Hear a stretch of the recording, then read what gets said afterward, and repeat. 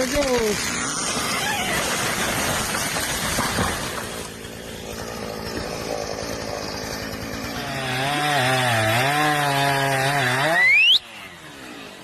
Go, go, go, go, go.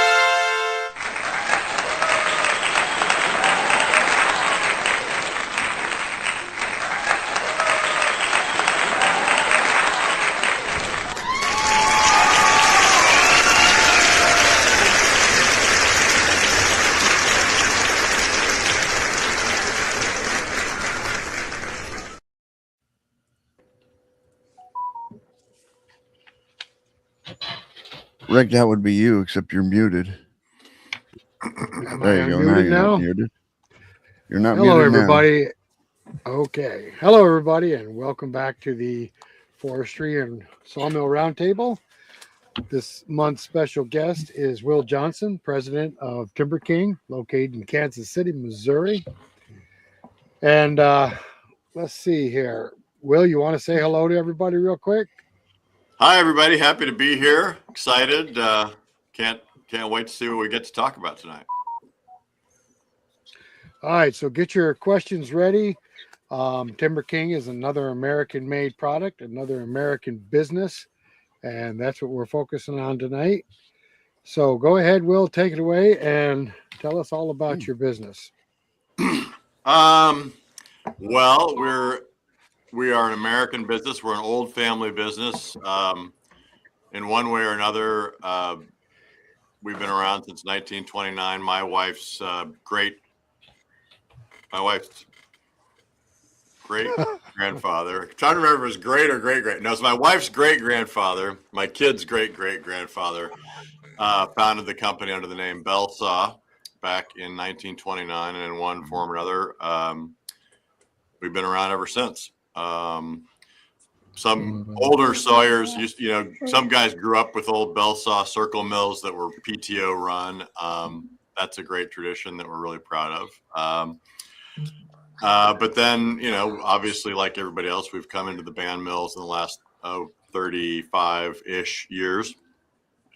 I've been with the company for 30 years exactly, and have enjoyed most of the minutes of it, not every minute of it, but overall, it's a great business to be in. I'm always just blown away by what our customers do, build, make, create with their machines. That's probably my biggest joy or excitement out of the business, is just seeing what people do with our machines. Nice. I didn't realize Bell Saw was TimberKing at one time. I had a Bell Saw years ago. There you go. Yeah, no, it's an incredible heritage. Yeah, we made the circle mill until 1998, I think, is when we stopped making them. Unfortunately, they were dangerous. And so, in the reality of all the lawsuit, the lawsuit culture that unfortunately we're in, we just had to stop. We just had to stop making them, unfortunately. But it's an incredible heritage we're in. We just had to stop.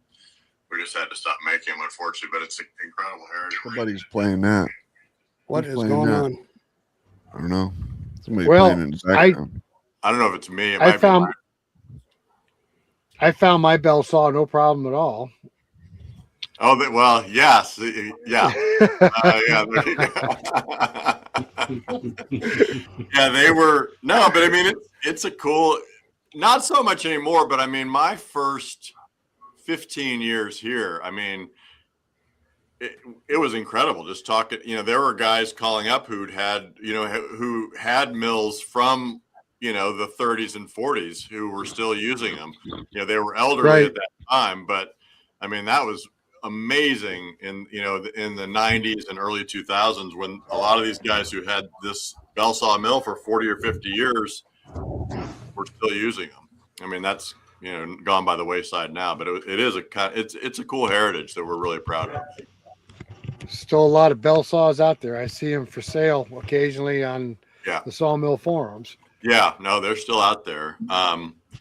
We had, unfortunately, we when we stopped making it, we got into kind of a catch-22 situation because we weren't making the machines, and we had a lot of parts, but once we got through those parts, to make new parts in small batches was expensive. And then of course you'd have a guy call and want the part, and then the price, he's like, what? No, that's crazy. I'm not going to pay that. So eventually we stopped making parts for it because we would make the part, but then the price we had to get for the part, the guy didn't buy it because it made him mad how much we wanted to charge for it. So it was, yeah. But, yeah, I only had my bell saw for a short time before I bought something else, but it was a pretty simple saw. It wasn't very complicated at all. No, I mean, they're super simple. And yeah, I mean, a lot of them out there. One of the stories, I've told this story before. I think I told this story to Neil actually, but it's kind of a cool story. This was my wife's, at the time, my wife's grandfather was running the bell saw company during the Second World War. And of course, steel was being rationed during the Second World War because they needed steel for the war effort. And the War Department wasn't going to let bell saw have any steel, which, is a problem if that's, if you're in that business and you can't have any steel. So he wrote a letter to the War Department, a very direct letter saying, hey, the war, especially back then, the war effort requires wood, and these things make wood, and so you should give me the steel. War Department wrote back, no, not doing it.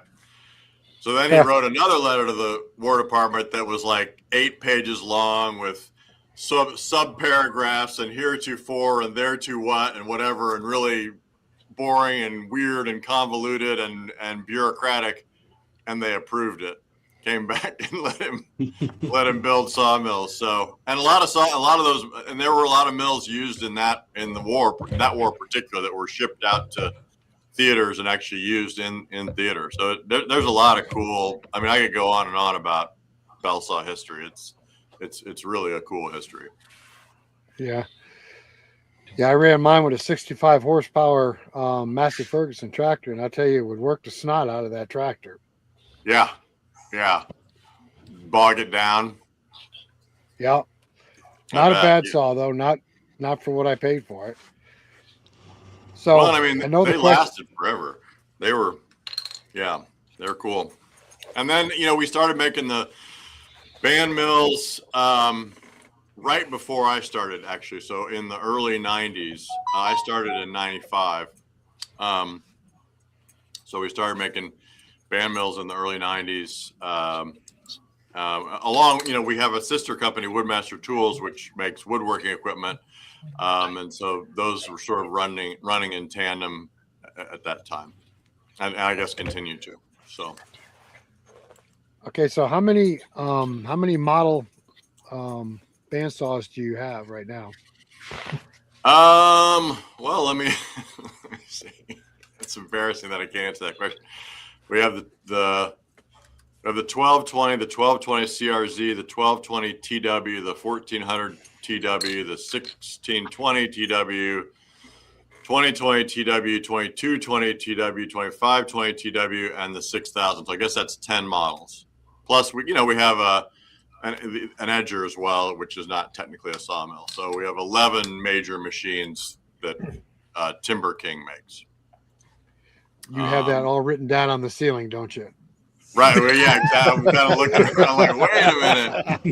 It's like, I mean, yeah, people ask me the prices of things. I'm like, oh, I don't know. Let me look on the website. I don't want to get it wrong. So, yeah. Okay, so let's start with the entry level mill. What's your entry level mill? You don't have to discuss price, but just tell us what it does and what it can do, and if it can be modified. Yeah. So we sort of have an entry-level class, I would say, which is our 1220 class of mills. The 1220 CRZ, which is basically the 1220 on a portable package, and then the 1220 TW. Those mills are all manual feed, manual blade up and down with a ratchet system, solid welded, 4-post head, solid welded blade, support, and then solid welded but sectional deck. So the sections of the deck are solid welded, but they're 6.5 foot sections. So the standard cut length is about 17 feet, but easily extended to really any length. We've got people cutting 40 and 50 foot material with those machines. Like any of the manual machines, it's a great beam machine, and that's a lot of people use it for that. So then that's the base 1220. The 1220 CRZ again is that exact machine, but mounted on a trailer package, portable, with a optional winch system to load logs. And then the 1220 TW is the tall and wide 1220, just with a wider width winch system to load logs. I'm getting feedback. Neil, Yeah, I got it. I muted phone? Neil again. It could be Oh, me. it's his phone. No, it's Neil. I muted him It's again. Neil. Man, Neil. Thank you. Neil's always the fly in the ointment, man. No, so the TW we call it the tall and wide width. It's got a wider width of cut. Always the fly in the ointment, man. I can hear. I gotta listen on my phone. You're the only person I can't hear on everything. I can hear everyone else, and I do not know why. I'm trying to figure it out. Okay, so the TW tall and wide cut goes 36 inches off the cutting deck. If somebody will check the website and say I'm wrong. It may be 35, it may be 34, but it goes quite a ways off the deck, and then of course has 16 inches above the blade. So that's why we call it tall and wide, because it's got a really big cut throat, both side to side and top to bottom. Available in diesel and electric, as well as the standard gas. Wow, really? And Nice. and your diesels are Kubota? Some of them are, or all of That them? diesel is not Kubota. That diesel, I believe, is a Yanmar. Our other diesels, the diesels that we put on our bigger portable mills are all Kubotas. We use only Kubota diesels. We just think they're the best, quite frankly. Yep, So me too. They're great engines. So knock on wood. What size electric motor do you have on that 2550? Is it a 30 horse or 25? Oh, on the 2520. Man, you guys picked the wrong guy for this. To know all the specs. My recollection, it has two motors, because there's a separate motor to run. I believe it's got a 10 horse that runs the hydraulics, and I believe it's a 20 horse that runs the blade. So a total of 30 horse, but split into two motors. If I'm Okay. Well, that wasn't a shot in the dark. We run an electric mill, so it's just No, absolutely. My only thing I'll say to anybody who's watching this, if you double check the specs and I'm wrong, don't think I'm trying to be deceptive. I just, you know, That's all. Yeah. That's all right, Will. yeah, Eric, I was trying to just- throw a we're- trick question out there. that's right. So we're We're one of just the here, weird we ones that run electric. I know. We we love have the, a fun- the electric mills are incredible. I mean, they're incredible. Just, and you guys know this because you run one, but I mean, just the silence, the fact that you're cutting wood and it's just that Yeah. quiet hiss. It's unusual. The mill itself running don't make a lot of noise, but when you introduce the blade to the wood, that's where you get the noise. But you can hear the saw working. And I sit so far away, I can hear it working better than I can actually see it working. Right. And I don't know if this is a question for you, but I imagine you can hear when the blade like is getting dull. Oh Is yeah, that oh yeah. True. Yeah, that's cool. Yeah, the pitch changes. Right. Yeah, that's really neat. Yeah, You run one of the big diesels or the big gasoline ones, you just hear a lot of motor all day. It's nice when you get to the end of the cut, all you got to do is go off. And within a second, it stops and you can talk. And when it comes back at the other end of the mill, you go on. You get spoiled to it real quick. Yeah, Mhm. really neat. They're Don't- great machines. Don't worry, Eric. When you get my age, you don't hear anything. So Well, I only wear one earbud and I put it in my good ear. all right. So Well, Will, what's your next model up? Next model up is the 1420. It has hydraulic feed, hydraulic forward feed, hydraulic blade up and down, but you do walk with the cutting head. And then it's a solid welded deck on a transport package, but everything else about the machine is manual. So it's sort of a slightly less manual machine than the 1220 series. Then you go to the 1620 TW. 1620 TW has again solid welded deck, 4-post head, power core, hydraulic loader, hydraulic bidirectional chain log turner, hydraulic log clamp, hydraulic blade feed, hydraulic blade up and down, and a standard computer set works. So that's the standard configuration on the 1620 TW. Again, there are options. You can upgrade the set works. You can get a diesel engine on it. Various options. 20-foot from the 1400 up, we have a standard 20-foot, 21-foot cut capacity up through the 2020 machine. Okay. So Will, right, there's a question up there for you, Will. Any thoughts on a power feed add on the 1220? We've talked about it. It's, we are we don't like electric stuff. I mean, electrics are something we view as a necessary evil. We do, obviously, our computer set works is electric. We do have electric stuff on the mills, but it's sort of a philosophical thing. We used to make a mill called the B20.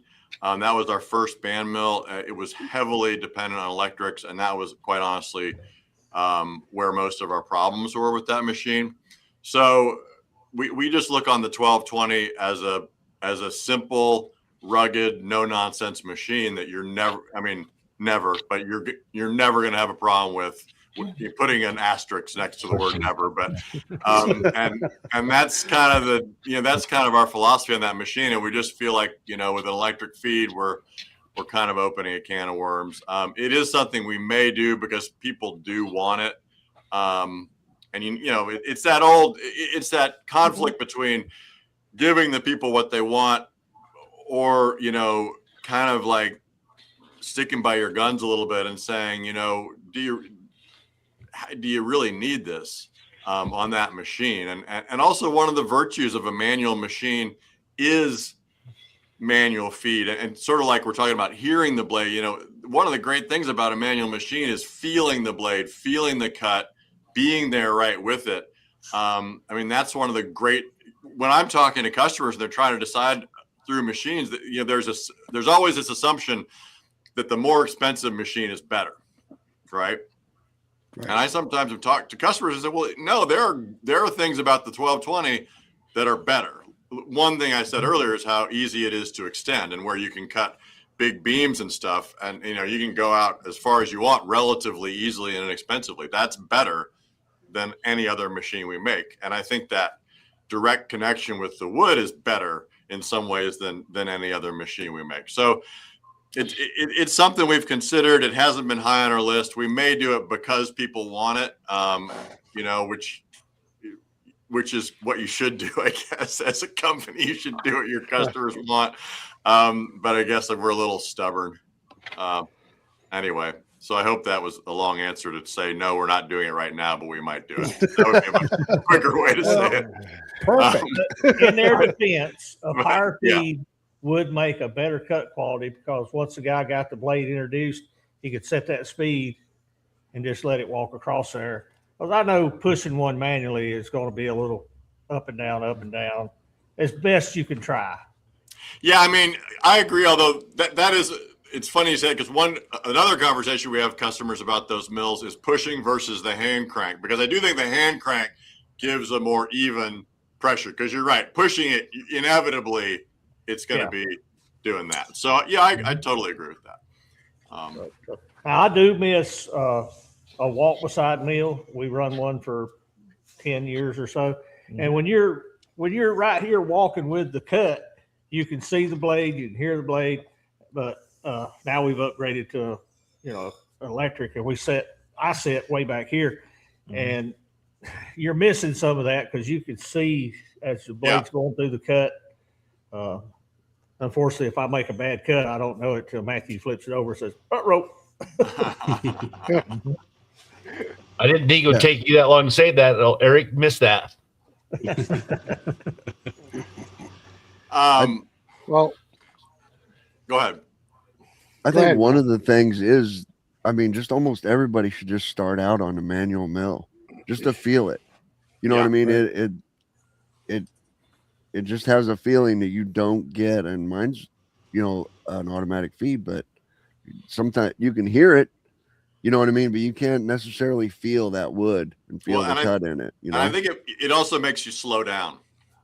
One of the challenges we have with new owners, if they haven't sawed before with our more automated mills, it's just, they're obviously all fired up to go, but they don't, they're hurrying, and the mill will hurry. The mill will, it'll do stuff fast, but it's sort of like their knowledge isn't up to the level of what the mill can do. And I do, there's a big learning curve, and there's a lot to be said for starting out with a manual mill. I completely agree. Yeah. Well, Tim and I got auto feed on our mills, but we can twist a knob and put it into neutral to make it manual. And sometimes we do put it in manual to feel what's going on because something just doesn't seem right. Right. We did that yesterday in a hickory. Yep. Tim was sawing a hickory and he got into a problem. So he went into manual mode. And it turned out there was a big knot in the middle of the log that you couldn't see from the outside. But we like were, an old we branch lumber, that had been grown over or whatever. Right. We leave the lumber stacked as we're sawing until we're done. And he switched over to manual. He's, boy, something's wrong in the end of this log. So we do go into manual once in a while. Mm-hmm. Yeah. No, it makes total sense. Well, I associate the sound with the actual pushing, like you said. You associate the two after a while. Mm-hmm. You get the feel of the push, and then you hear the sound, and you know how to back off a little bit. But that's just me. I used to always have one hand on the push bar and one hand on the hand crank at the same, so you get both advantages of feeling it with one hand and the advantage of the crank. But now with power feed, it's nice. Right. Yeah. All right, you guys are talking. You guys are doing a good sell on the power feed. I don't know. All right. Well, it's not for everybody. We have a lot of people tuned in tonight. You guys get What is get going the on here? questions out there. Tim will pop them up there. Absolutely. This is Will Johnson with TimberKing, and he's here to answer your questions. So get the questions up there. Just don't sit there and watch. What happened to Neil and Eric? I don't know. Oh, Lost them both. They're both still here. has They're both still anybody here. else got a little bit of like slowness? Like it's like bopping a little bit? No, I don't. There it is. Oh, no. Gone. Oh, there I am. Okay. My goodness. There we go. There we go. All right, you guys are back. Where's we got- Neil? We haven't got Neil yet? Oh, yeah, he's just not. His camera's not back yet.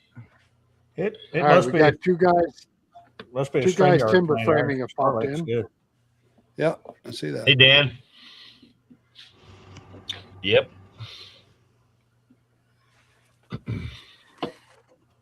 Well, I guess I can talk a little bit until we get you guys interrupt me if we have questions. I'm not smart enough to know how All to right. do that. Well, can Well, you right, see the right bottom of there your up underneath you. See it? Five? They'll pop up on the screen underneath you there. Oh, I got something in the way. Hold on, I'm gonna have to move my camera. All right, wait a minute. All right. I'm on it. George and I are driving back from Timbertown. There you Yep, go. all I that's see, where, though. that's Oh, where the missile. questions will pop up. Okay, Mr. Brad, how are you? Okay. All right, well, I've got it now. Anyway. All right. Where's Neil? Where's You Neil? mentioned the Woodmaster Molder Planer earlier being related to them. Do you sell Yeah. their products or? No, we're technically different companies, but in the same building. Forehead Woodmaster compared to Logasaw. There is a video on that, just that topic, on the Woodmaster YouTube channel. There are a lot of differences. I mean, the biggest difference is made in USA, which I think matters for two reasons. I think made in USA matters, but also made in USA just is so much better for parts availability. We're making the machines here, so we have parts on the shelf. Parts are standard Imperial measurement. Motors are standard motors you can go out and buy anywhere should you ever need one. Hopefully you won't. So that I think is the biggest advantage. Also, we just have a huge amount of institutional knowledge about making molding because of our Woodmaster. It's not a machine we're bringing in from somewhere else. The guy who designs and builds the machine is down the hall from me. So when you have questions, you've got really knowledgeable people to talk to. I think, I guess I don't want to be too much of a salesman, but we have a lot of faith in that machine and that it's the best in its class. No, fire away. That's why you're on there tonight. Fire away. No, I mean, that's a huge thing we have heard from people who own, I'm not going to name names of brands, but we've heard from people who own overseas four-side machines that they have a motor go out. We've sold machines to a guy who has a perfectly good overseas machine sitting there who can't get a motor for it. Really? So parts availability is a huge issue in that class of machine. We use heavier tooling. We have a patented jig that helps you set up your molding. I'll stand on my desk and say I really think we've got the best product in that class. Both because of the product itself, because it's made in USA, and because this is something we have a lot of knowledge in this building of how to make molding. And my competitors sell their machines, but if you start asking them questions about what do I need to do, how do I do this, I'm having this problem, they don't have the institutional knowledge to help you that we do. The bottom line.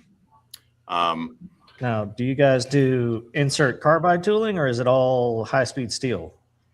We can do carbide tooling, and we will, but mostly it's high-speed steel. Just because high-speed steel is less expensive, can be resharpened. Depends on, if you're going to do long runs, we will absolutely do carbide knives for you. But that's mainly what we run on our winding molder is insert carbide. Well, so you've got a whining, which is, and when I'm talking, we don't compete with whining. That's those are amazing machines. That's $100,000 machine. So that's certainly not what I'm referring to when I'm talking about that. But I'm talking about machines that are competitive in price to our machine and in that category. I can hear you now, Will. Oh yeah, Neil, right on. It took 30 minutes. We're back. Took me a little while. I got it. Yeah. Maybe I should apologize, man. That's probably a good place to be.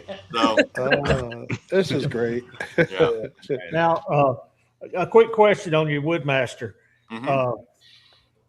Does the deck move up and down, or does the head move up and down? The deck moves up and down on all of our machines. The head stays You down. probably just sold him on one, though. No, the deck moves up and down.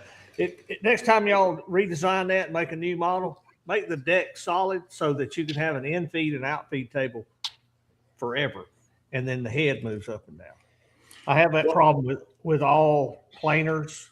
I got a big grizzly planer over here, same way. I can't put an in-feed, out-feed table on it because the deck moves up and down. We do have an in-feed, outfeed table that will move with the machine. It adjusts on the end. Yeah. Yep. Yeah. Might have to check that out. We've got a But because I understand tilt exactly sounder what you're saying. that has the same problem. The in-feed and out, the table moves up and down. So if you have an in-feed, out-feed table, it's got to be able to go up and down Right. about 8 Right. inches. Yeah. And By the way, question? I'm not drinking beer, just so everybody knows. that's not a big Oh, deal darn. on small things, but when you're talking about a 3-inch slab, 30 inches wide, you don't want to put too much man muscle into it. You want to just Right. Right. Craig, you had a question?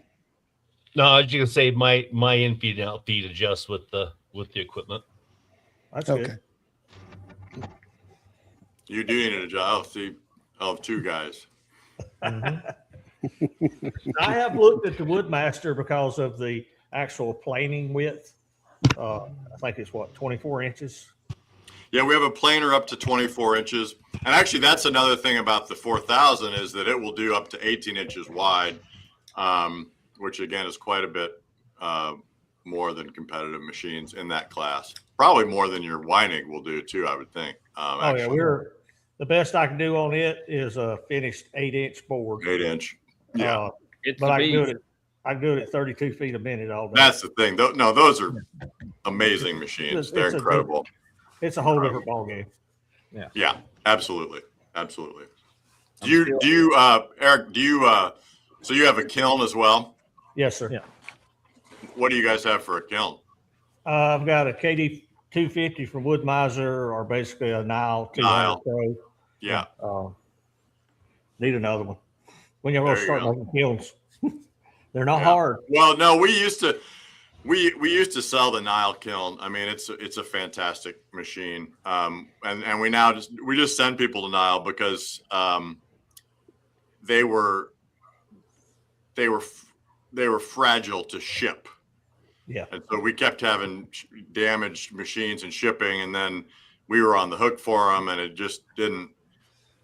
We would rather have Nile, just send our customers directly to Nile. It's sort of like what I'm saying about the Woodmaster stuff and knowledge. Like, we've sold this to our customers. They call us for help. We don't know anything about it. It gets damaged in shipping. We don't know anything about it. And it just made sense to have them go directly to Nile. And, Nile's got all that institutional knowledge to help people. And it's Well, only being That's shipped. what we do. If I've got a problem with my Nile, I don't call the people I bought it from. Right. I call Nile. Yeah. And if I bought another one, I'd probably just buy it directly Buy it from Nile. Well, and I think there's some stuff. I'm not trying to be mean to my friends at Woodmiser, but I do think there's some things on the Nile. There's some advantage. I can't remember what it is to the Nile, the directly bought from Nile kiln versus the one Woodmiser sells. Maybe I'm wrong about that, but I have. If you get their 200 Pro, you can get it with the heat booster already part of the package. Oh, got you. At a cheaper price. At a cheaper price, yeah. That's what I'm setting up right now, the 200 Pro. Yep. So Mike can put that 4000 to work. Hey, trust me, Neil. Once you start boulder planing, kiln dried wood, you'll never go back because you won't have near the pitch, the buildup on your knives. I see people try to run this stuff that's been air dried, and it will run. It won't run the same. If you're running a pine species, you're going to get a tremendous amount of pitch because you didn't get that wood heat treated properly by just air drying it. That's right. I got a solar on. I mean, I just couldn't pull it down to the 150 for 24 hours. But I want to step up so I can get volume. Yeah. One of the things that, and I know you guys know this. I mean, one of the things that we really have to do with that machine is really work to educate people, because people think, oh, we got a 4-side molder, man. I can just put anything in there, and I can put that Sawyers in there, and the silk purse is going to come out the other side. It's like, well, no, that your wood has to be dry. It's got to be properly sized, and really. We really up front, before we even sell the machine, we have to make sure that you can't just, and you can't use green wood. You wouldn't want to anyway, but we'll have guys who want to just take wood right off the sawmill and put it in the molder. Like, no, you can't do that. We do a lot of, we sell a lot of 4000s, thankfully, but we also refuse to sell a lot of, not refuse, but, coach people out of, say, hey, I don't think you need to maybe buy a kiln first, and because the wood really does have to be prepped for those machines. So y'all stay tuned to the channel, because there will be some upcoming videos on this machine he is talking about. I just need to get really good with it, so I know exactly what. Yeah, I got to make the mistakes so I can show y'all how not to make the mistakes. There you go. There you go. All right, there's one question here I want to address real quick. I'll pop it up on the screen. Maybe some of us, okay? I ain't taking my hat off. And I don't have a hat on, but I do. What are you talking about? I got baldness. I don't know if you guys you got a lot. You got a lot of hair compared to some of us. Some, but still. It's going. Give me a couple years. I'll have a hat on. Yeah, I don't care. I just assumed mine all fell out. I wouldn't have to worry about it. Be bald. Just going gray. Mr. Boatwrights is brave. He does Southern Yellow Pine. Southern Yellow Pine, anything is brave. That's the only thing I could. You're brave, Neil. You're brave. Now, I believe Craig don't need a kiln because his trees don't get above 6% when they grow. Our Southern Yellow Pine we run last week for a customer. Look at that. That's beautiful. Beautiful stuff. Beautiful. Great grain. Look at the growth rings in it.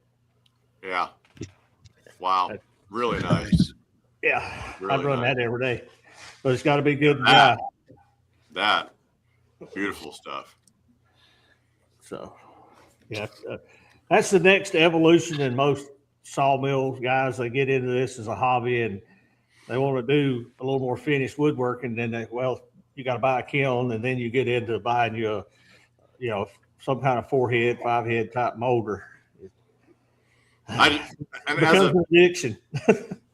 Those are the customers I just love talking to. I mean, that just are doing it from, tree to trim, womb to tomb. It's so incredible. I started out with the 721 planer with the Super Pro Pack. So you get all the mold and stuff. You got the attachments to where you can add the routers on the end and your bits. It's a very slow way to run your material, but starting out to get the feel of things, to see if that's what you want to do. Yeah. It's probably the cheapest way to try to get into it. Because not only do you have the planer and the sander, and which I upgraded to the helical headed planer bit, which was great. You also have the routers. Also, if you decide you don't want to run it, you have those routers for other tooling. I mean, it's sort of like on the sawmill side, the starting with a manual mill. Starting small, simple, slow is a good way to start. Yeah, It really is in anything. How many times you had a new customer come in and they was trying to buy your, most expensive mill, and it's the first one they've ever owned, and you're sitting there like, man, I want to sell it, but I need to tell it to back down and start here. We do that a lot. We downsell a lot. We really try as an organization not to upsell. Like, it's just not our culture. But we do downsell a lot. It happened with the mill that I own now. A guy bought it in South Florida. He had to have him a mill. I forget his name. Anyways, he thought he was going to have time to cut. Got a big cattle ranch, all this stuff, and realized that he didn't have the time to cut, and that's where I picked the mill up there. The biggest one we have is with our biggest mill, the 2520. You get the guy who, and it's going to be, for him, it's going to be like a Harley or something. But he wants the biggest and baddest, which if he insists on it, of course we'll sell it to him. But it's like, you don't need that. That mill really is mostly for the Northwest, for really big trees. And so we find ourselves a lot of times downselling from What are you talking about, Northwest? We max out ours all the time. I saw 44-inch white oak this week. I'm not trying to hurt anybody's feelings. I've only seen one of those 2520s run, and that thing is an absolute beast. And I will absolutely sell you a 2520. Is this I'd like to see one up close. Is that what we're doing? Because I'll sign you up right now. Put your orders in now, boys. Yeah, exactly. But no, we do. We end up having to kind of tell people to, hey, yeah, let's. And again, sometimes as long as you have that conversation, the guy's like, nope, I don't care if I don't have the biggest and baddest. I'll just, I'll look at it every day and feel inadequate or whatever.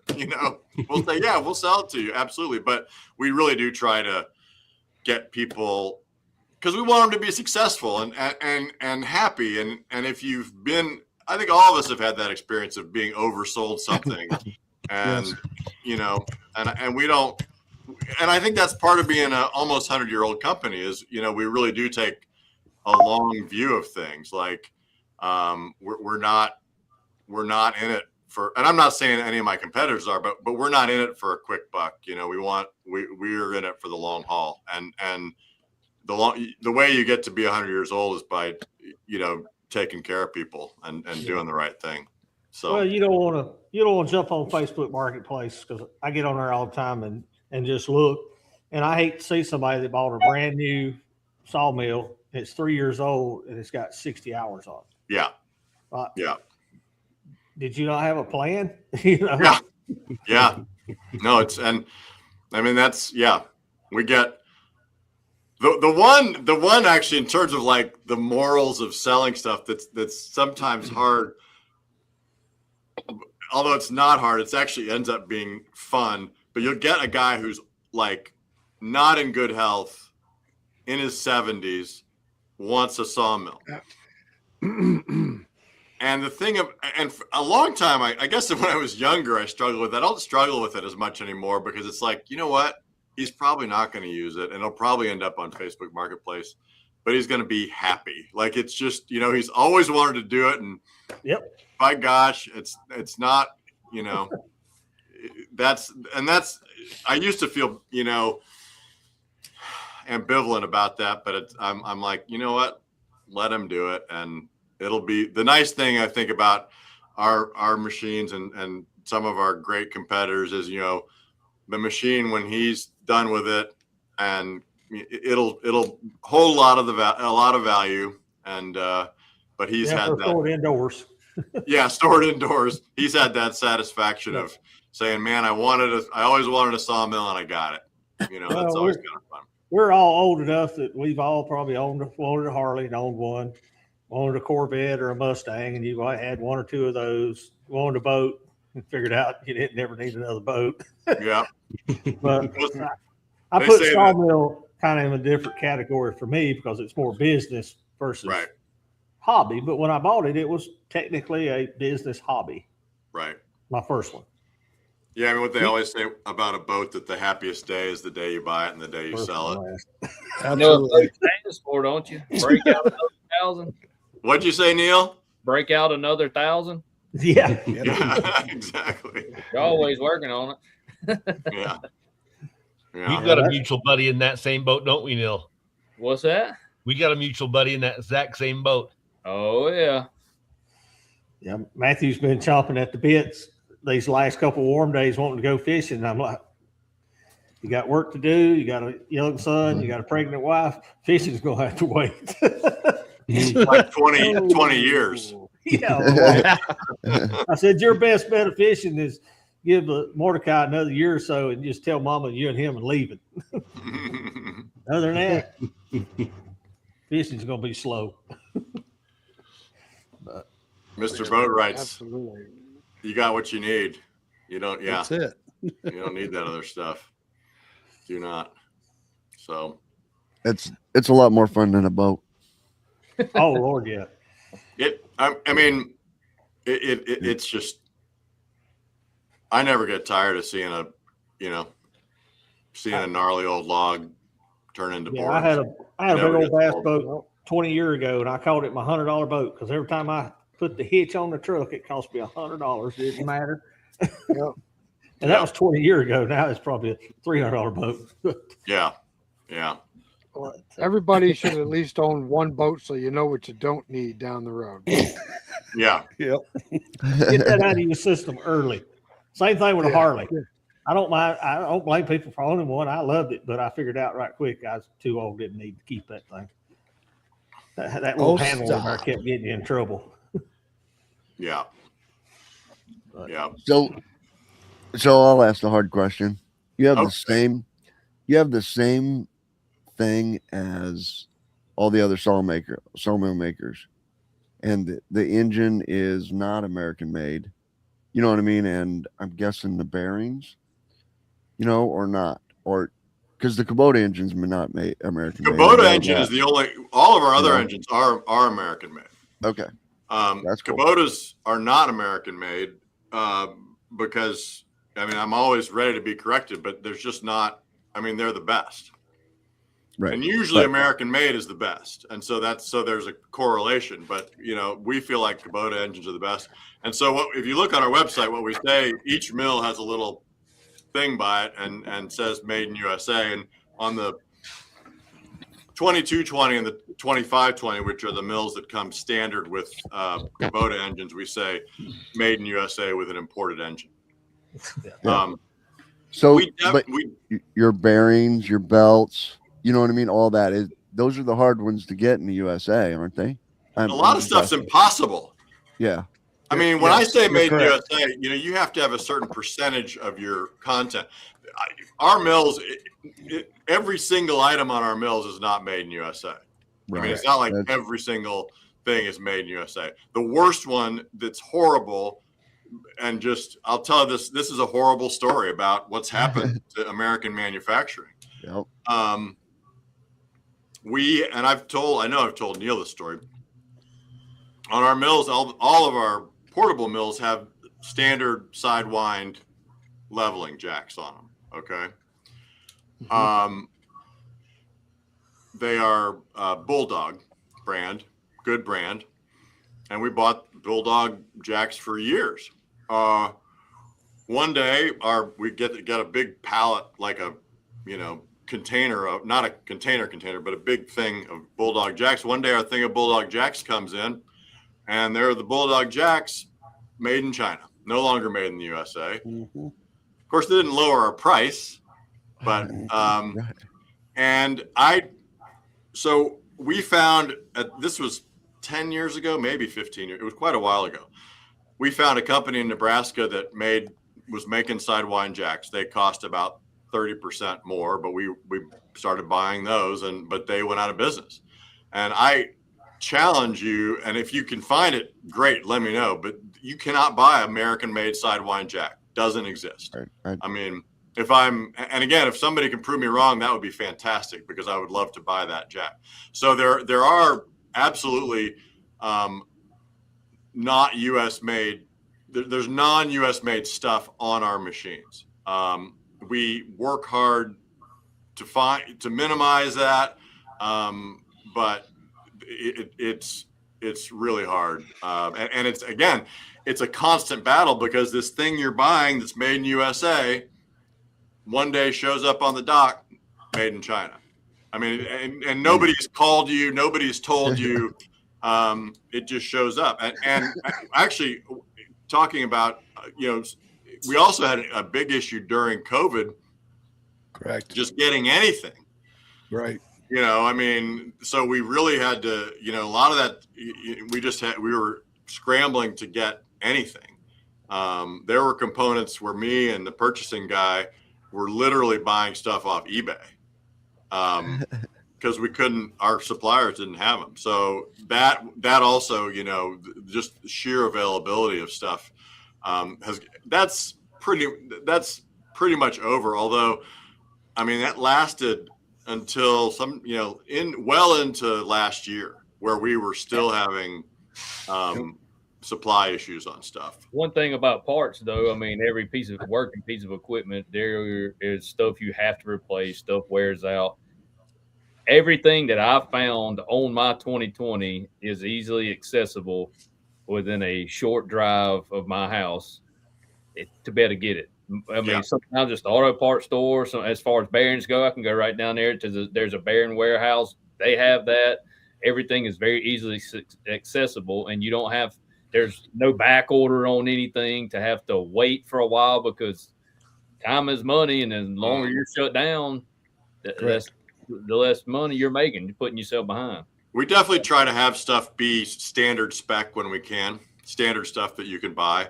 And I don't want to cut you off, Will, but the one thing I do give y'all props on, when I do call and order something, it's usually shipped the next day, and is within 2 to 3 days, it's at my house. I mean, which I'm not too super far from y'all, but the shipping is immediate.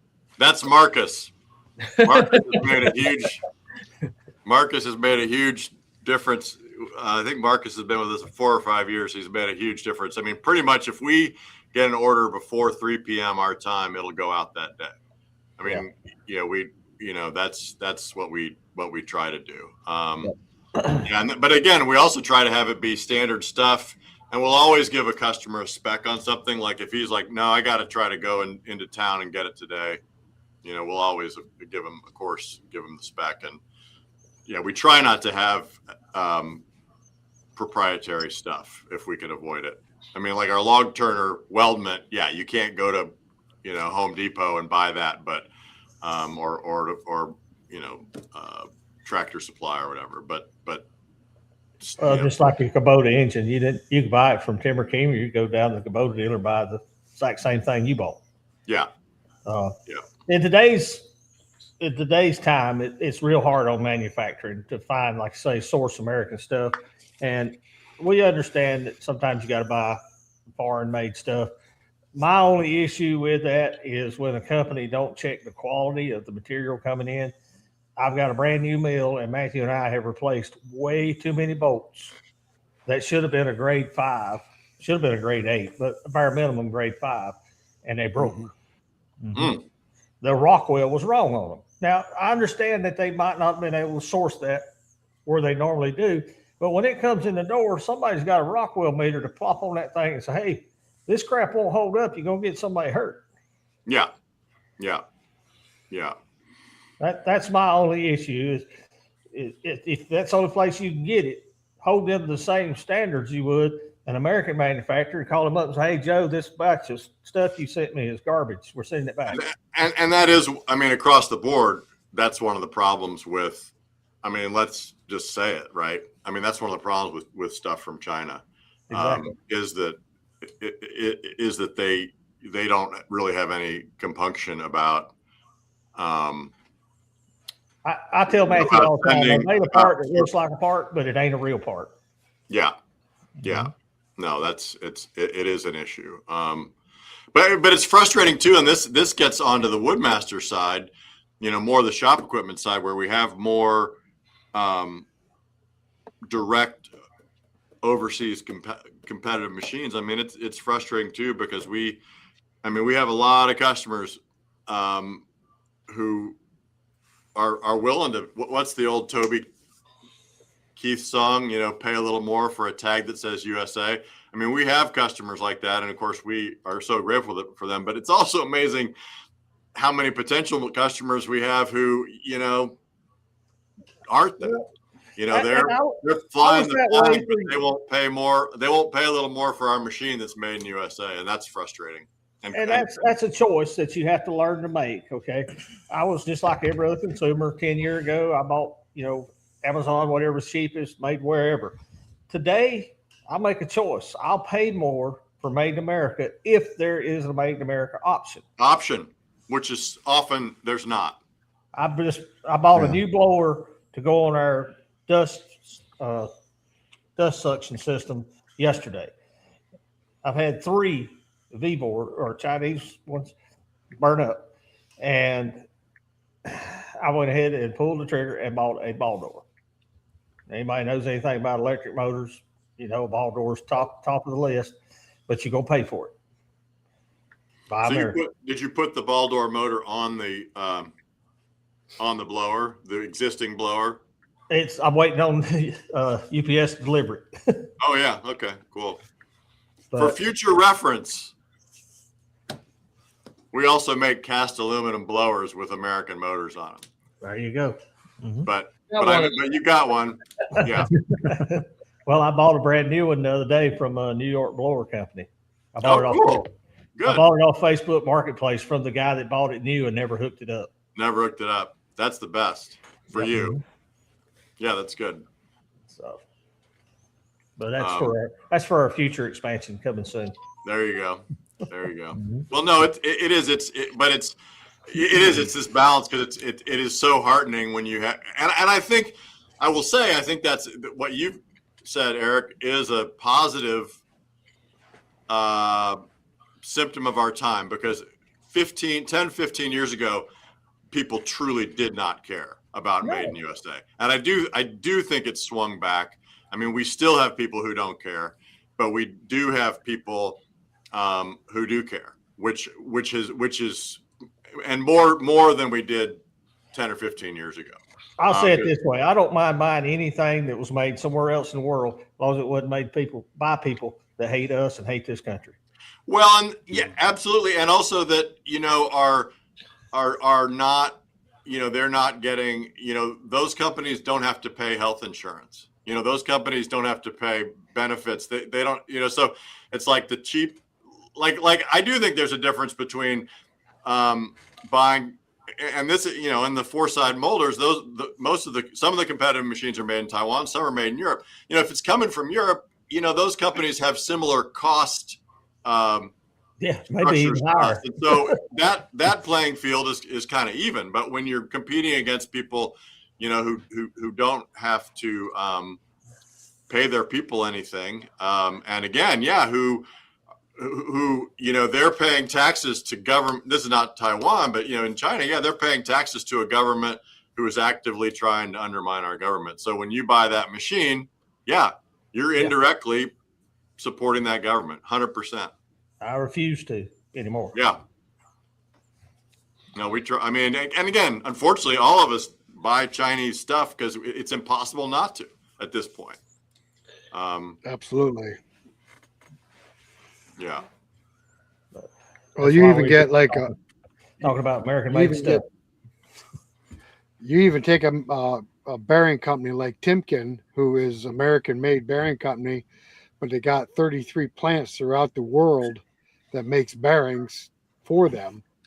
So they're not just American made. I've bought TimberKing bearings and have China right on them when we get them, you know. We're 5 minutes away from a TimberKing factory, and they're about 20 minutes away from another one that way. Right, but what I'm saying is TimberKing is supposed to be American made, but not all their bearings are made in America. They've got 33 other plants in other countries. And I would hope TimberKing holds that overseas manufacturer to the same standards that they hold this one to and the one over here, as far as their finished product. And that's part of my issue with a lot of that stuff that gets imported. It looks like a part, but it's substandard. Right. The bearings are super hard. It's funny. I have this little to-do list on my desk, like literally right here. Like this is my little to-do, like this is stuff I need to work on. Okay. And one of the things on here, because what happens is just what you said, you've got this, there's a few companies that sell bearings and you order bearings from them and the bearings show up and you can tell them till you're blue in the face that you don't want Chinese bearings and here they come. And literally it says on here, Chinese bearings, because we get Chinese bearings from good manufacturers. And I'm always back and forth with my purchasing guy. Like, I don't want Chinese bearings on the mill. Well, we can't get, that's what we can get. So it is a battle. Bearings in particular, a battle because there's a few companies that make bearings. And as you say, they're making them all over the world.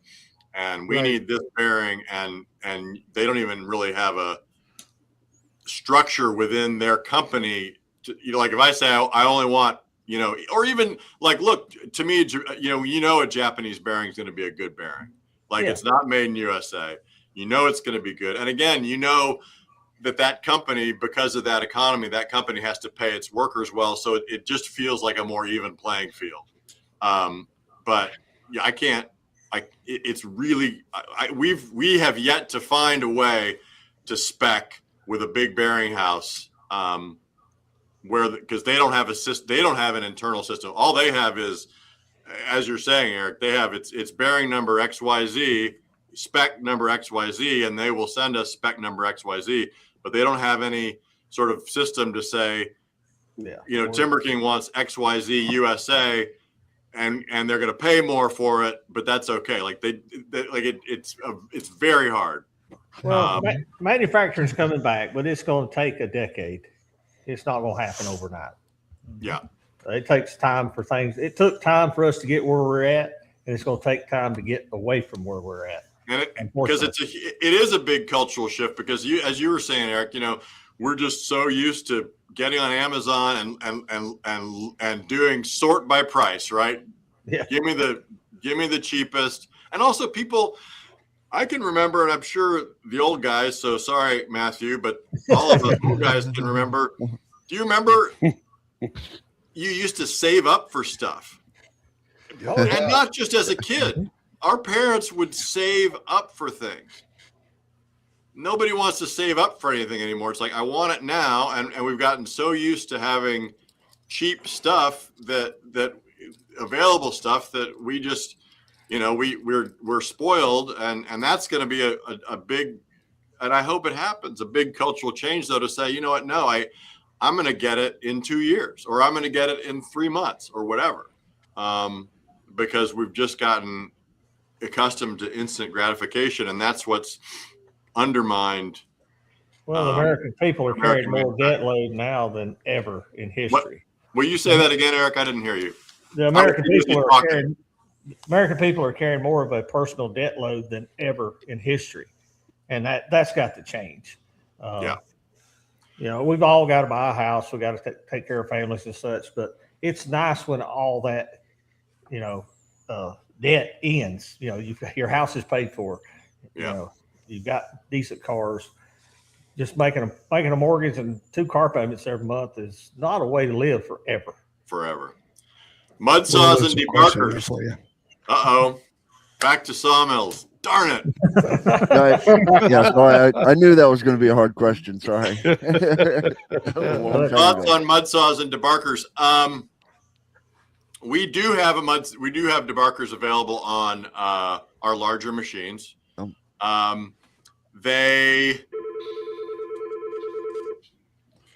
Oh, good. Hello. Hello. Hold on, guys. My alarm company is calling me. Hello. Someone just stole your Chinese bearings. He's like, yeah, I'm in here. Maybe that's Gary on the phone, Neil. Yeah, there you go. Gary saw that question pop up and called me. Sorry, guys. Yeah, exactly. Right. Quick dive away. Mud saws and debarkers. I think there's better, maybe, unless you're going to have like definitely a lot of muddy logs. We do have a mud saw and debarker available. I think there's better uses for your $2,000 maybe. There's some disagreement. We give our people, there's not really a party line here. So I have coworkers who will tell you should have one. I want my folks to be honest and straightforward with our customers. And so we don't always have a party line. And I will certainly sell you a debarker. The benefit it's going to give you, and again, unless you're truly like having a lot of muddy logs, but the benefit you can buy a lot of blades for $2,000. Let me put it that way. Right. So it depends on the individual circumstance, but especially for the average guy who is not professional, the average guy who is doing it as a hardcore hobby, I don't think he needs a debarker. If it's a professional and he is skidding his logs and it's muddy, yeah, Jason, my coworker, says sharpener and setter is a better investment for $2,000. Yep. I agree. agree with that. Yep. So, All right. yeah. So, I mean, and the other thing about it, again, there's so many kind of cool, and this is a little bit of I think a different philosophy that we have versus some of our competitors. And I'm not saying they're wrong and we're right. I'm just saying it is a difference. There's a million kind of cool little gadgets that you can do and make and have on a sawmill, electric gadgets. But those are also just something else to go wrong. And so again, your debarker, we use electric, and it's just unless there's a lot of value and a very specific need for it for your specific circumstance, I think there's better uses for your money. I got a question for you, Will. Yeah. Did you have your wife call you at 9 o'clock in case things were going bad, so you had a reason to leave? There was the game show that was like the $1 million game show, or what was it where you called the phone a friend? Phone a friend? Yeah, call a friend. Help me, get me out of here. Yeah. We'll be at 9. Now my wife is not going to be calling me at 9 because she has got a better offer tonight, so she is out and about. Yeah. I just had to throw that out there. Sorry. Yeah, there is one TimberKing out there that's probably got about everything you can actually put on one humanly possible. Yes. He was texting me this morning what time he was coming on. Yeah. The most advanced TimberKing out there. I'm sure standing at the controls like a space shuttle. But you know what? I will say, so over the years, so many of our best ideas have been things that customers do. Oh yeah. And we've gotten some great ideas from that particular customer. So if it's done, he's done it. Yeah. And I mean, there's things, there's mostly very practical, useful things on the mills we're producing now that have come from customers, and especially that customer. So kudos to all the guys coming up with cool gadgets for their mill. Yeah. I was checking out your blades today on your website. Yeah. And they look interesting. But you have them categorized by your models, blade first, and so forth. Do you make them for other saws as well? For we like actually, a wood miser or something? We do have blades. We have a blade that will fit most wood misers. We don't market it, but we do have a blade that'll fit most wood misers. It was for a machine we don't make anymore called the 1200. It's a shorter blade, but fits. Now again, I don't know if it fits the wide. I don't think it fits the wider wood misers, but again, the sort of classic. Yep. I forget what that blade length is, but it's sort of the classic wood miser blade length. Probably a 144. I think it is a 144. Yeah.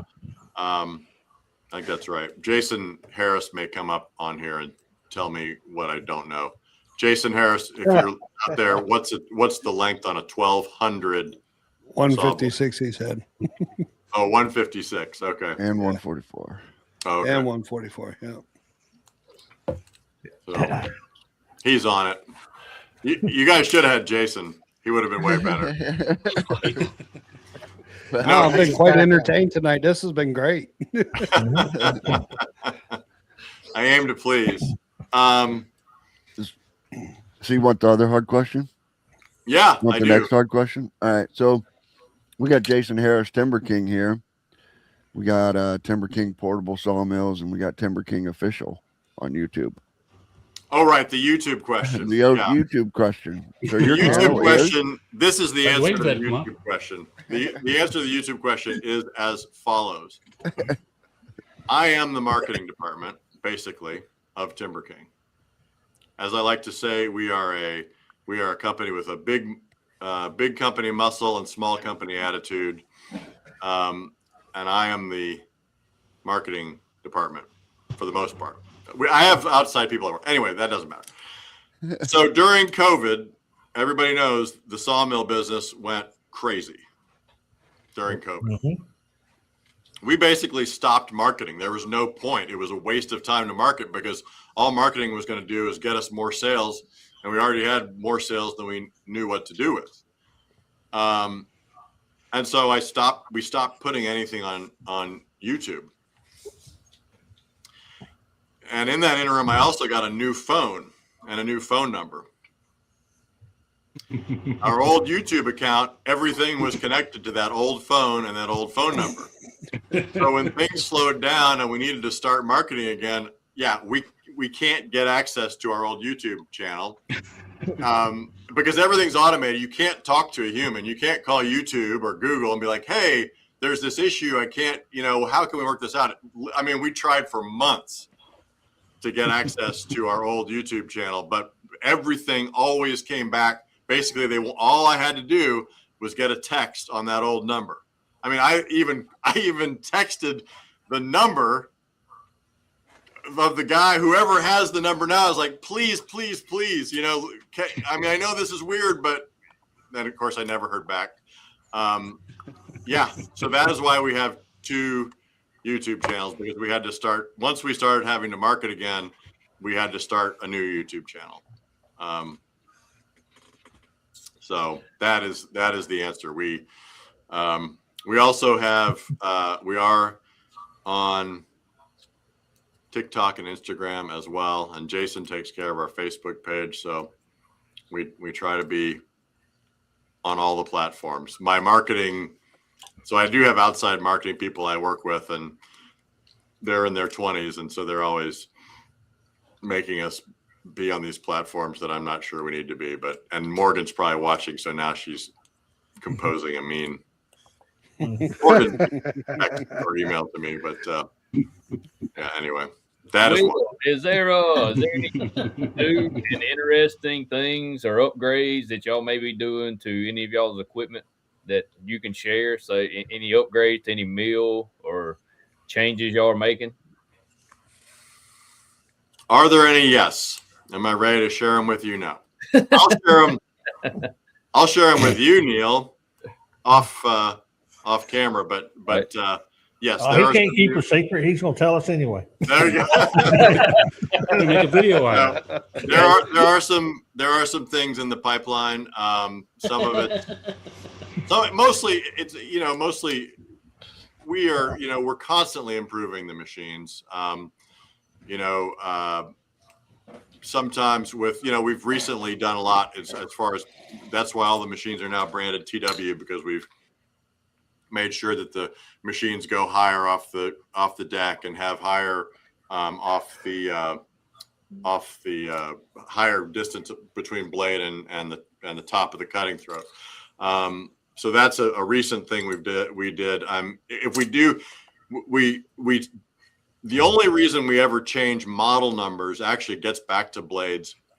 So if we do something that changes the length of the blade on a machine, that's when we change the model number, just to prevent confusion in the future. Because if we've got over 20 years, if we've got if we've got a mill with the same number, same designation, and it's got 3 different sizes of blades, then everybody's getting the wrong size blades. So if we do something that changes the blade length, then we change the model number. So all the machines that are now designated 20 used to just be 00. So like the 2220 used to be the 2200. We made the cut throat wider. That changed the blade length, and so then it became the 2220. And yes, as Jason Harris is saying, as an example, the 1220 TW, we do have new style backstops on it. We've occasionally, that's a great, the clamps on the manual mills, that's an interesting story. Like sometimes you innovate and you realize it wasn't as good as the old. And we had a new style clamp that was like a screw style clamp on the manual mills, and we actually went back to what we'd had before. It was simpler, it was rugged, it worked well. Everybody wanted to order those instead of the new upgraded one, and so we went back. I mean, sometimes you try something new and it doesn't work as well as you'd hoped. The backstops, the vertical backstops on the TW are pretty cool. Again, that's not a huge innovation, but it is a change for that mill. But we do have some stuff coming up for sure. On your TimberKing, talking about blades, do y'all run a proprietary TimberKing blade, or do you buy blades? It is a proprietary blade. We don't have a blade factory. It is made for us. But it is a proprietary blade. Yeah. There's a lot of technology in the blades. No, it is, and that's the thing. We're able to leverage, just like I was saying about our 4000. Like, we have a lot of in-house knowledge about how to make molding knives, and how to make molding machines, and how to help people operate those machines. We're able to leverage the knowledge of our blade manufacturer to I think, make better blades, because that is what they do. That's not what we do. And so I think that ultimately gives us a better blade. And, again, a sawmill is a whole lot of noise around a blade. Yep. Right. I mean, that's the thing. So the blade is everything. Important as the engine. Yeah, absolutely. Absolutely. Wait till you start sharpening your own, and then you learn, doing it right is right. Doing it wrong just don't work. Yeah. That's right. That's where I find having a manufacturer that produces and manufactures their own blades with their equipment is a bonus. Yeah. Well, and I understand that point, Craig, but respectfully, I also, my point is the opposite point, and I don't think either one of us is wrong. My point is, I've got my blade folks that I work with. All they do all day long is worry about blades. That's all they do. All they do all day long is worry about how to make better blades. And I'm able to leverage that. And I think that's an advantage. They have the newest equipment. They grind their gullets versus stamping their gullets. I respect that point of view, but I respectfully, think the other point of view has its merits as well. And I assume that's an American manufacturer, close by. It is a close by manufacturer. That's all I'll say. Well, most of these guys are on YouTube, and they get people requesting them to try things, and I've had a bunch of these Chinese manufacturers want me to run their blades, and I won't even waste my time. I can assure you, our blades are not made in China. We don't have the bearing problem with blades. I have run European made blades because the American manufacturer during COVID couldn't produce enough of them, and they imported them from Europe, and they were made wrong. It happens. They were wrong length, or what was wrong about them? Had wrong set. Had like 5 degrees on one side, about 25, 30 on the other. Mm-hmm. It cost me a day and a jar. I filled up my Swire jar. This all happened before we started sharpening blades, and I had the equipment to where I could take a blade and quickly check. Do it yourself, right? The factory set. Now, if it happened again today, I'd go over and grab my set tool and I'd go, yep, 25, but this won't run. And I could either send it back or fix it. Yeah. But at that time, I just opened a new box of blades and I'm doing this, you know? Yeah. Yeah. It was a bad day, wasn't it? Yeah. It was a bad day. Well, and it occasionally it happens. I mean, we definitely will occasionally have a bad box of blades go out. It definitely does happen. From several blade manufacturers though, has had that problem. With the wrong set, one set be set a few thousandths out from the other, so it's not just any. It's called employees. That's right. Robert Milton just did a video on that a couple weeks ago. Right. He did and said the exact same thing. He had owned a mill prior, his first LT15, graduated with LT40. Guy came out and says, "Oh, mill looks great." It's like, well, what about a blade? Went and got a blade, pulled it out. Guy's like, "Well, you got another one?" So we went and got another one. Guy's like, "Well, you got another one?" He's like, "I got a whole box of them." That guy with that little bit more experience could see that he only had teeth set to one side, not the other. Yep. And that's the advantage of having a setter. If you're in the market for one and have the money to get you one, to sometimes you see that blade right out the box, do something crazy, go right there and take a look at it. All right. Yep. It happens. I mean, anybody's got employees. Things happen. Now, Absolutely. if company stands behind it and fixes it, then hey, no problem. That's what I always say is, you can't prevent problems. It's just how do you react to those problems. So Just don't let it happen again. as much as you can. Yeah. Shipping definitely can affect it because we had issues with FedEx dropping our blades. Right. Oh, yeah. Yeah.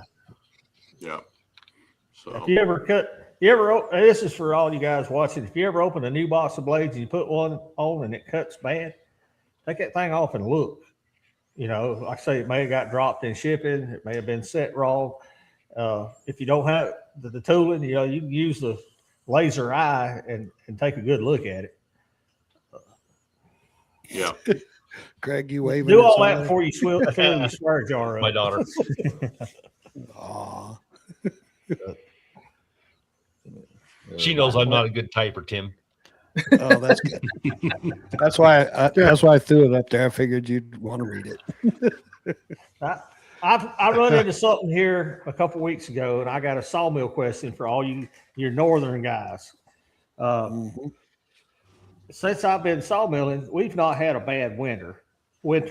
And normally if it's super cold, we wouldn't saw much anyway. But now that we're full time the last few years, we saw no matter what the temperature is.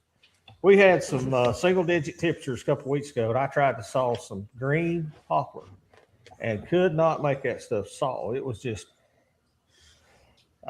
we give up and went and got some southern yellow pine, and it was the same temperature, but it saw laser straight. Have y'all ever had any trouble in winter?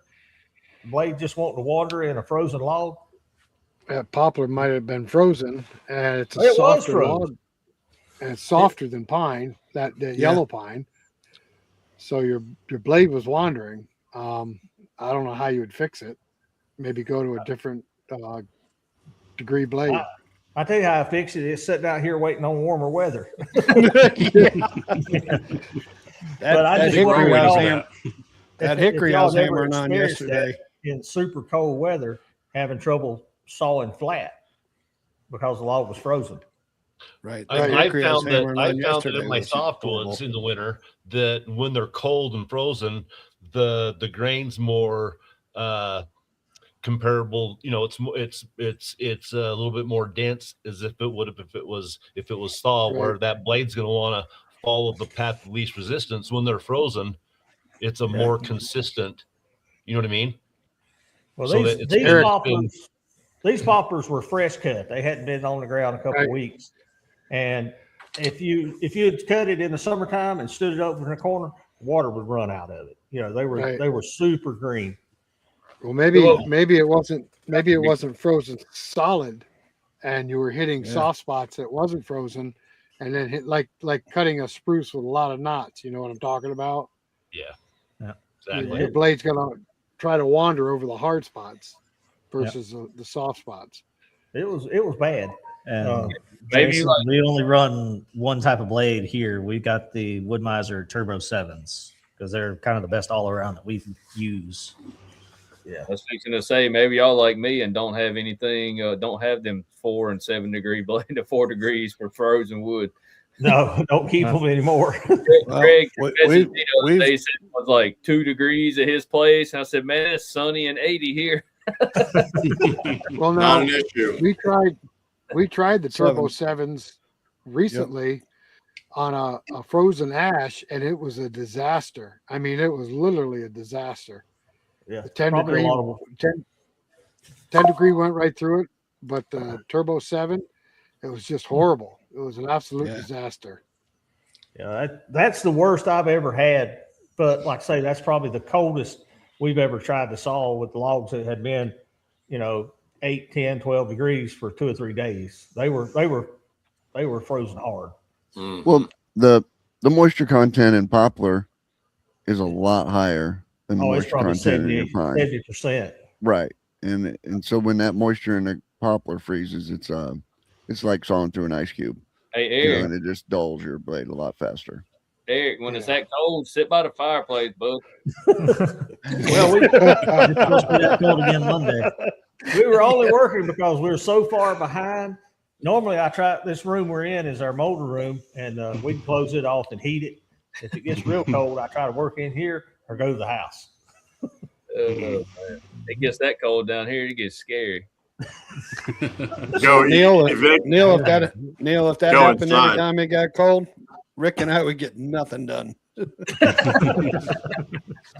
Yeah, at one point, single digits was warm here. We were below zero for a month. Yeah, I went up there and seen Will and them, and it wasn't but a few weeks later. It was 0 degrees. You It do was realize high. we don't Yeah. own that kind of clothes to be in that cold weather. Absolutely not. No, that was Most of my you- wardrobe is short sleeve. you did well on your timing, Neil, because Oh, we A had week some, or 2 later, it would have been horrible. it was brutal. It was brutal. It really was. But and then it was 60 last week, and today I think the low tonight is in the teens. It teases you. We've been getting teased with But just spring weather. you just got to go in the caves, man. Just Yeah. exactly hunker down. It was Hunker down. 80. It was 80 degrees yesterday. They calling for a high of 35 Monday. I'm like, That's come right. on. Well, we had a high of 29 today, and we were both in short sleeves. Oh Lord. We thought it's Yeah. sometime. Yeah. So Eric says on his channel, right, on one of his videos, he says, when you get a deep freeze, your driveway, and I said, a deep freeze. I said, you guys don't even know what a deep freeze is down there. A deep freeze. What do you're at the top of your ground, got a little ice on it, or what? A puddle South of the froze up, Mason right? Dixon line, that is a deep freeze. I'm not No. supposed to have a nice driveway for 2 weeks, okay? We're A too deep far freeze south is of that a crap. deep freeze is a thing in your basement with venison in it. That's exactly right. There you go. There you Yeah. go. A deep freeze love is, that. 2 foot of solid soil up here. You know what I mean? The ice is 2 foot down. Oh my Our Lord. frost is almost at the 4-foot mark this year. That's how cold we've been. Oh wow. No, y'all keep Both that for man. long times too. Yeah. We won't be digging any holes in the dirt until probably May. Y'all tough. What was the other one? The other one was So now, the other Will, one on was your Eric big says mill, The other one was Eric ahead. says it, you know, he's going to join our round table. And I said, man, Eric, I said, you are the round table, dude. You're in on it. You own this as much as we do now. You know, you're a permanent member. Everybody here owns this just as much as you do. So we were talking about blades a minute ago, and I see where Jason Harris put that on there that has a customer that cuts ice into blocks. Do y'all have a do y'all offer a carbide blade? that was him. Oh yeah. Yeah. Oh yeah. We have carbide blades, and they're great. But the carbide blade is also a blade we like I was saying about the size of sawmill. We counsel customers about carbide blades because they're expensive and they're just as easy to ruin.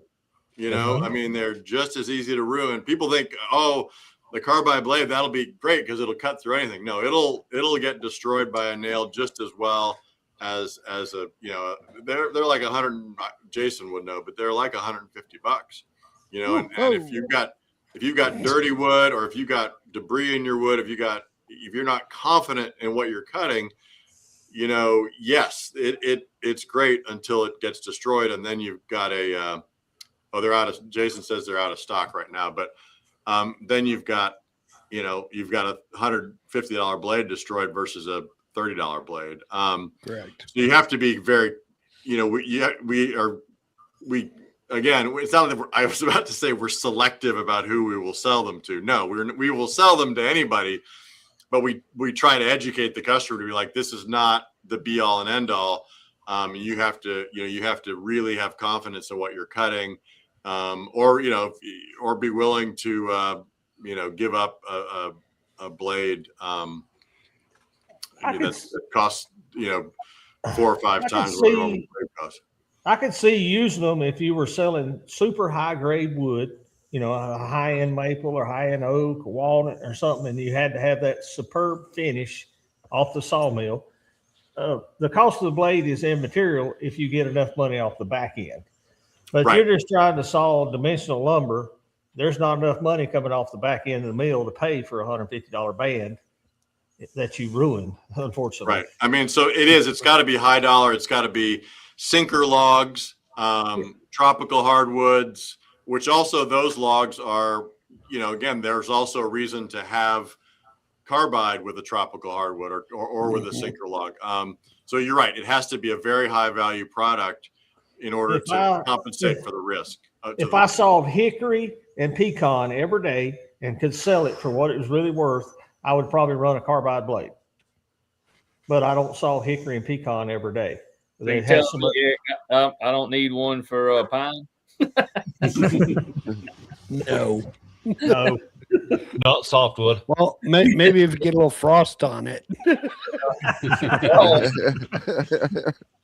Okay, biggest so innovation coming to portable sawmills in the next 5 to 10 years.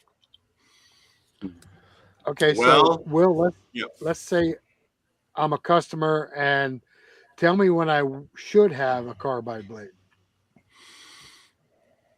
Well, the first thing would be, do you have a lot of confidence that your wood is clean inside and out?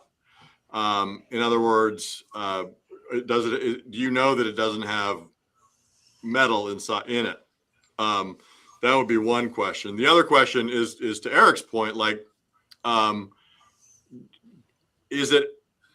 does the value of the wood justify risking a $135 blade versus a $30 blade?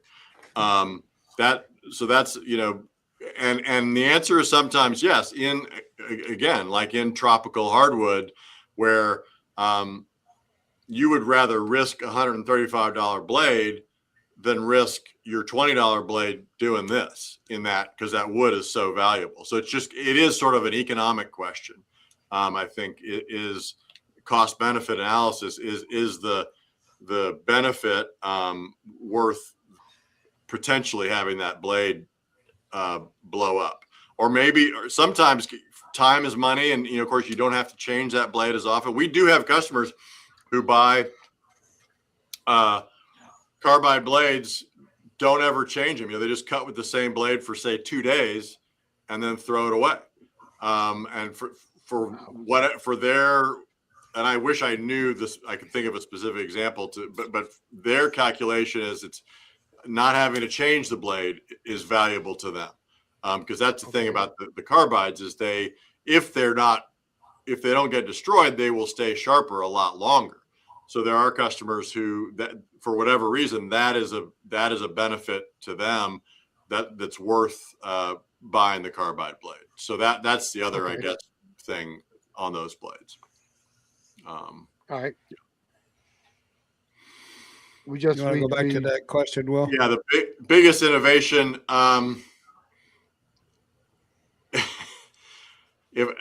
If I knew, I wouldn't tell you. I hate to say that. That's a loaded question. Yeah, I mean,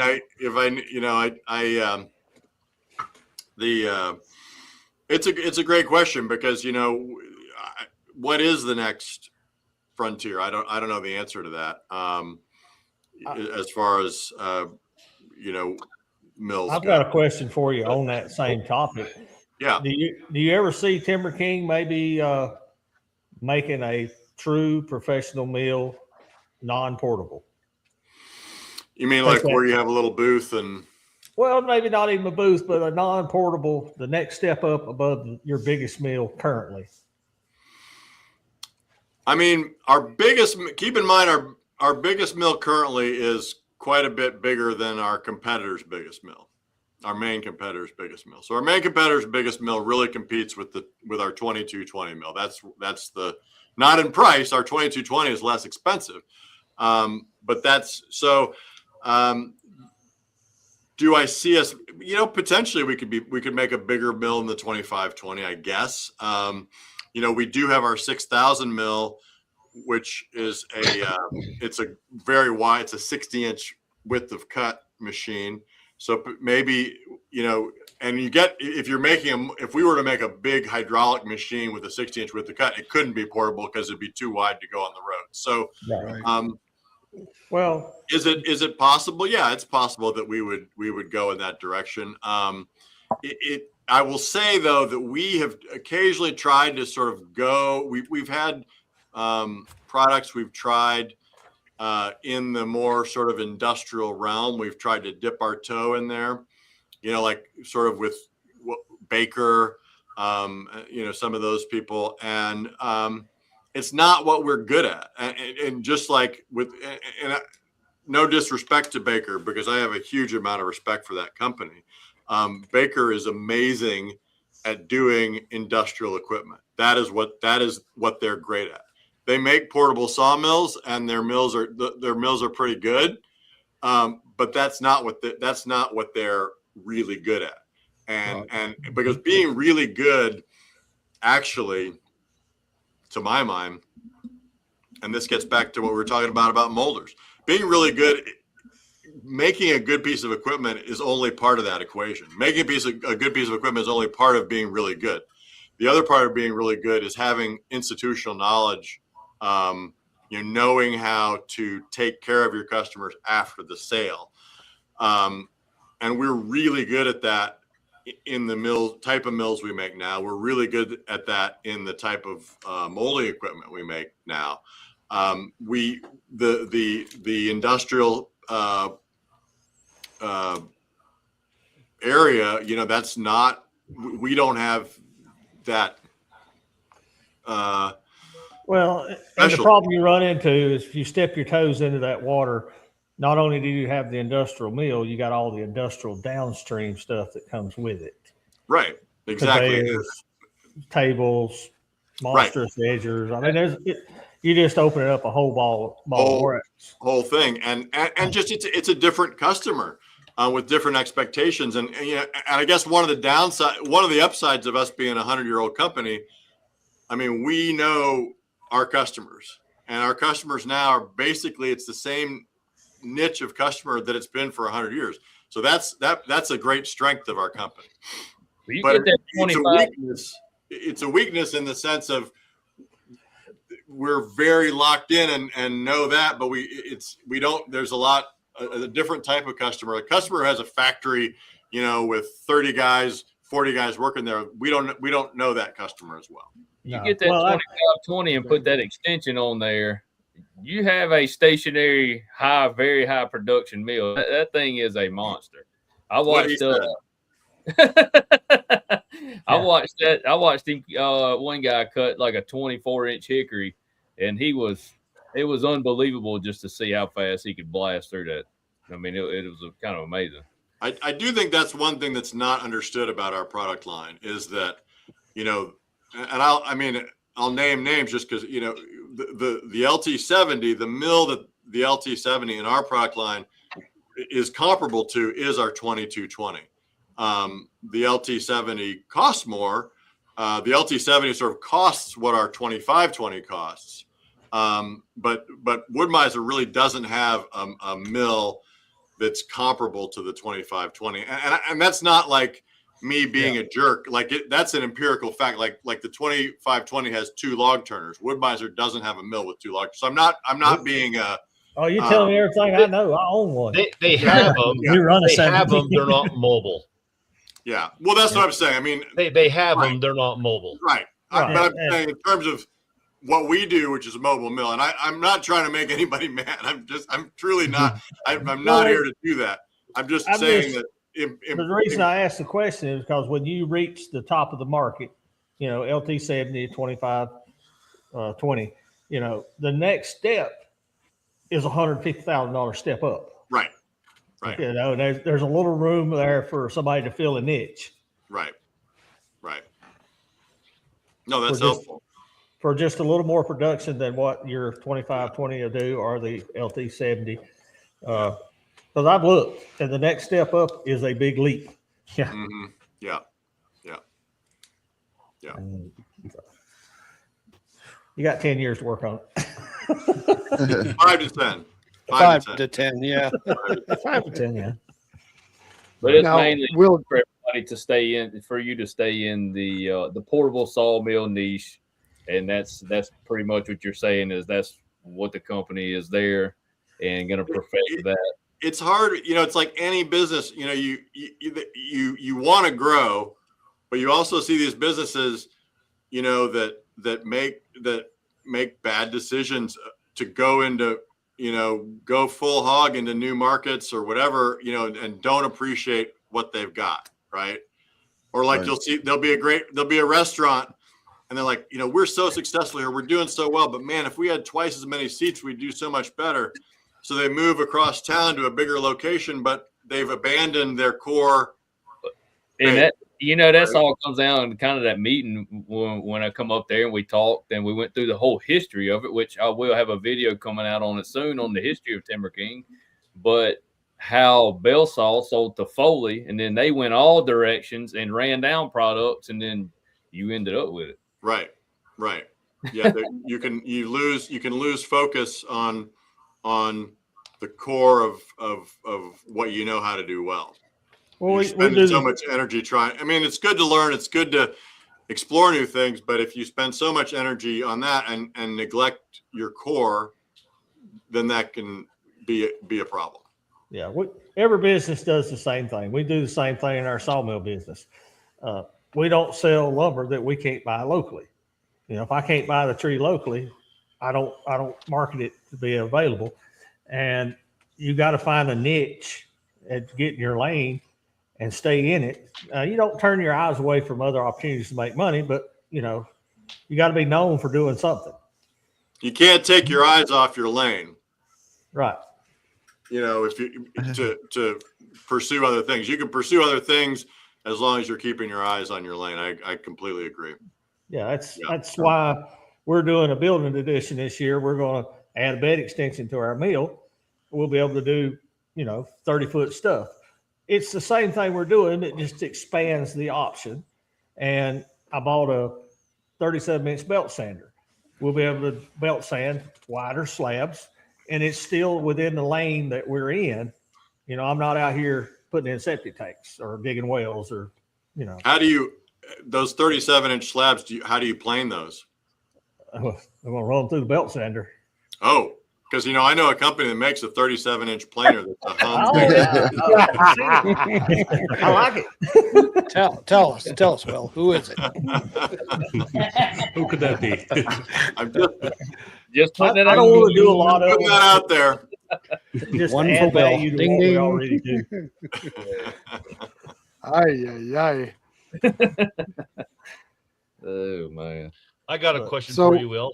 Yeah. Is there anything that our buddy in North Carolina that's done to his mill that you guys are maybe thinking about or implementing an improvement on existing? I mean, there are things we have done. The specific one I can think of, it's embarrassing that we hadn't done this. Like, this is one where, he would say we're idiots, and it's like, yeah, kind of. I mean, the one we've done is he lengthened the dog clamp. Yeah, It's clamped. which it's like, I mean, that's one where you're like, you just feel like an idiot. I mean, I was about to say it's so obvious, but it's obviously not obvious because we didn't do it. But it's like, in retrospect, you're like, how do we not do that?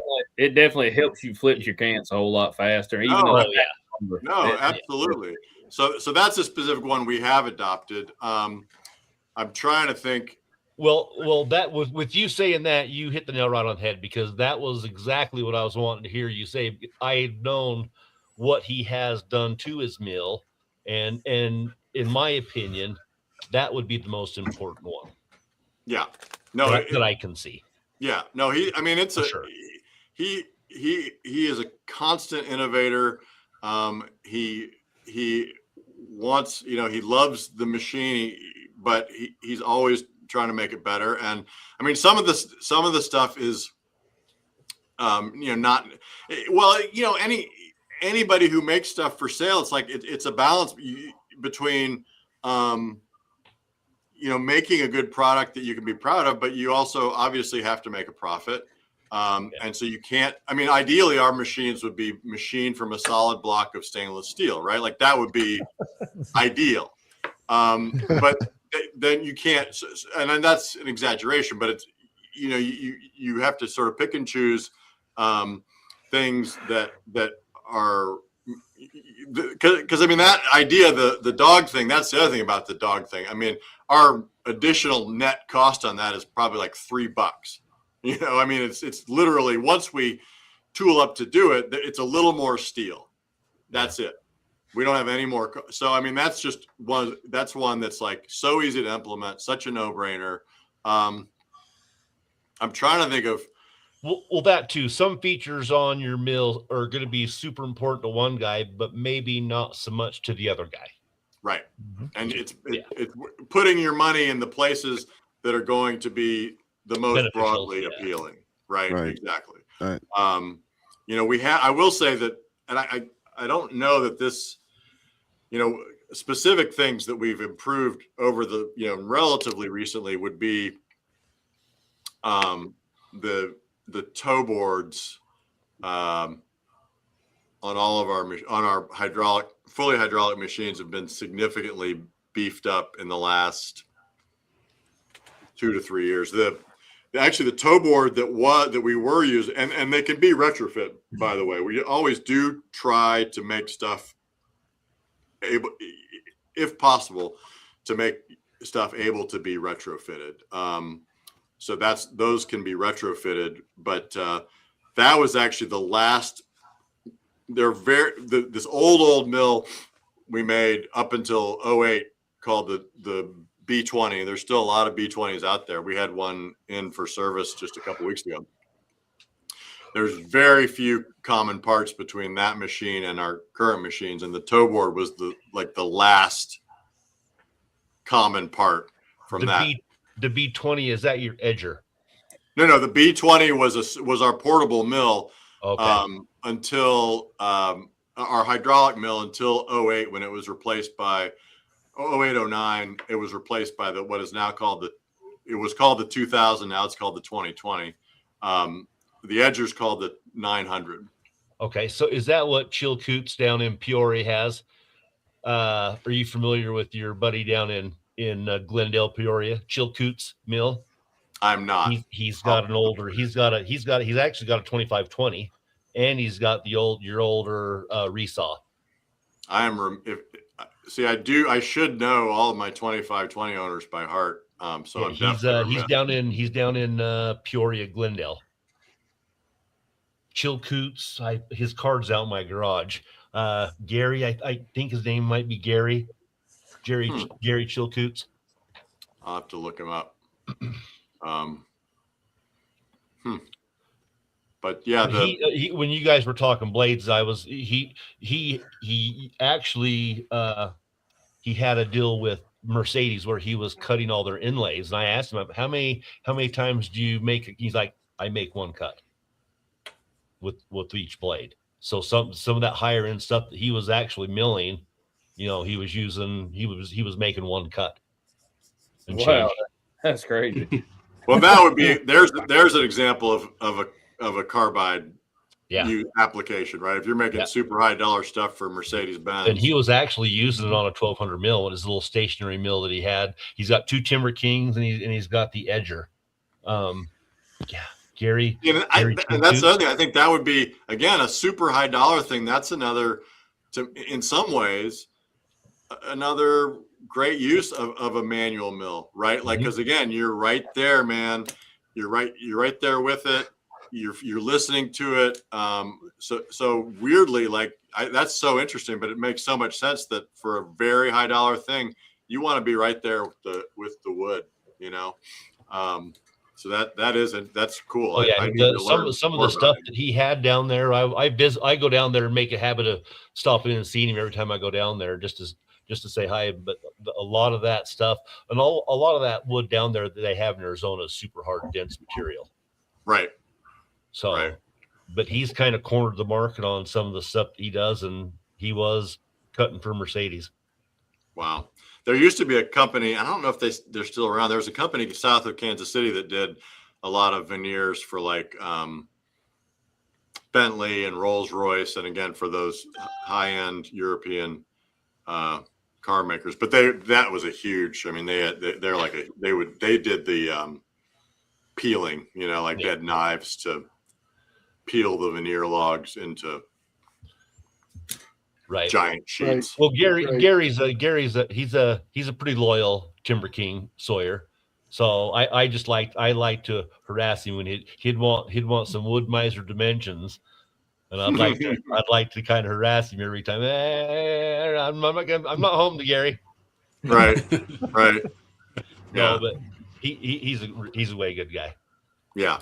We actually had him on here last year for a minute. And it's nice. I mean, and that's the thing about. I mean, look, that's the thing about rivalries of any kind, right? Usually, the rivals have more in common with each other than anybody else, right? I mean, whoever runs Woodmiser, I don't even know who it is, but I got more in common with that guy than anybody else on earth, and yet we're opponents. But I went to my first Bunyan this last year and shared a booth with Woodland Mills out of Canada. Talk about solid leader people. Those are nice guys. Yeah, Jay was there, and after Jay seen the customer base after that Friday, those guys were on cloud 9 all weekend. They passed out 3,000 hats. The customer base was just, everyone didn't have the exact same goal, but they were all like-minded individuals. Right. Hopefully I can see you this year, Craig. What's that? I said, hopefully I can see you there this year. We'll get you there. Well, now, the Woodland guys are super nice guys. I met them at a show in Canada years ago, right when they were starting out. Very nice guys, very smart guys. They actually, this is a crazy story. We had a guy who shall remain nameless, who was doing not technical drawings, but he was doing exploded drawings for us. Okay. And had done these exploded drawings for like the manuals. And then and then a couple of years passed. And we'd paid him, mind you, this is important to the story, but we'd paid him to do the drawings. A couple of years passed, and we got a new purchasing guy, and he was involved in some other stuff, and he wanted to redo the manuals, which was great. I was like, great, yes, take some initiative. I mean, and reprint them or whatever, or redesign. I can't remember what he was doing. But we didn't have the electronic copies of these drawings. So we called the guy and we're like, hey, man, you know, do you have these on file? Because we can't find our electronic copies of the drawings you did for us. And he's like, I absolutely have them. We're like, great, okay, great. And he's like, $50,000. We're like, what? I mean, we would just think it was a courtesy. Like, you've done the drawings, we've paid you for the drawings, we can't find the files, so you would give us those files. And he's like, $50,000. So went back and forth with the guy. He wasn't going to give us the drawings, and we weren't going to give him $50,000. And, you know, and for $50,000, I mean, they were kind of out of date anyway, and whatever. So we just parted ways with this guy. A few months later, the Woodland guys who I had met and was kind of friendly with called me up, and he said, there's some guy trying to sell us your drawings. So this guy was getting on the phone to these sawmill companies trying to sell the drawings. It was just unbelievable. It was just like the most, and this is a big statement, but I have to say that in 30 years of doing this, that may be the most unethical thing I've ever come across. And because the other thing is they weren't shop drawings. Like, you couldn't build a sawmill from these drawings, but he was trying to sell them to the Woodland guy. Anyway, that's, sorry, long story, but you know, just a day in the life, I guess. So needless to say, that guy doesn't do, but actually that guy, he called like 2 or 3 years ago, he called us up and was like, hey, you know, let's let bygones be bygones. And we're like, what? You know, you were trying to sell our drawings to another company that we paid you to do, and you want to let bygones be bygones. I don't think so. Aye. Yeah. Wow. That's the kind of thing you just can't, you know, you can't foresee that. You can't get ahead of that because you just can't imagine anybody would do that. So anyway. Live and learn. So, as an American sawmill company, do you have a relationship with any other American sawmill companies? We found that a lot of these companies do have relationships with each other. I really don't. Now, interestingly, I have, Craig, just so you know, man, I have tried to make friends with a guy at Woodmiser. I send him a little email every Christmas. I send him a Christmas email, and he always gets back to me. He's always like, okay, Merry Christmas to you too, man. I have tried, but no, I don't really. I mean, I guess I haven't been in touch with the Woodland guys in a while. Those guys I was always pretty friendly with. Part of it is, you know, we don't do shows. And so I think that's where I a lot noticed of that at Bunyan. Yeah, that's where a lot of those relationships maybe start. I mean, we used to back when we did shows, for instance, we were pretty good buddies with the Baker guys. I don't know if they do the portable sawmill shows anymore, but They're at Bunyan. They were there. yeah. So we were buddies with those guys years ago. Friendly, and they'd help us, we'd help them. I mean, we were you know, but since we don't do shows, there are not a lot of you know, personal relationships. We have a lot of respect for our competitors because, you know, we know what they do and they know what we do. You know, we were basically doing the same things. Yeah, absolutely. Like I said, I mean, our rivals are also the people we have the most in common with. I mean, we have a lot of respect for, you know, cooks. They do a great job, and they're great folks, and take care of their customers. You know, I mean, and a lot of them, like, we're not we're not really a direct competitor with Woodland, at least not at this point. So that always makes it easier. We're not, we're obviously a direct competitor with Wood-Mizer. We're a direct competitor with Cooks. And so that makes that a little, tougher because you're fighting for the same customer base. Yeah, exactly. But there are things that we have in common, and it is funny because in a lot of industries, like there will be an industry organization. So even though we battle it out, we recognize that we have common interests, and we don't. That's not something we really have in our industry, and that's a shame. And again, tried to the problem. I guess the problem really, though, the only way that something like that would work is if Wood-Mizer were involved, because Wood-Mizer is the biggest, of us. So and in some ways they don't have an incentive. There's Daryl right there. Remember I told that could be Daryl right there, buddy. I told the alarm guy 9 o'clock, and it's 9 o'clock. I probably should wrap it up, guys, if that's cool with you. Yep. That's fine. But let me make sure I don't get arrested. Give me 2 seconds. Hey, dude. See, that is his wife. He's saying it's the alarm guy. Get me out of here. It's 9 o'clock. Yeah. Yeah, on that question on the lube right there, Eric, I completely agree on the diesel fuel that with that Southern Yellow Pine with all the pitch. I mean, that tank probably holds 4 or 5 gallons. If I leave it half full, I can cut for a solid week on that. I mean, it doesn't take very much at all I use 3 to 4 gallons a week. Maybe. Solid all week long. Yeah, I mean, it's very little. And even I know the manufacturers can't recommend it, and that's fine. No, that's what I was going to say. The manufacturers can't recommend it, but it's my meal. I bought it. I'm going to run what works. There's a 5-gallon bucket of spindle lube right over there. Everybody says is the best crap ever made. It's garbage. It don't work. I've tried it.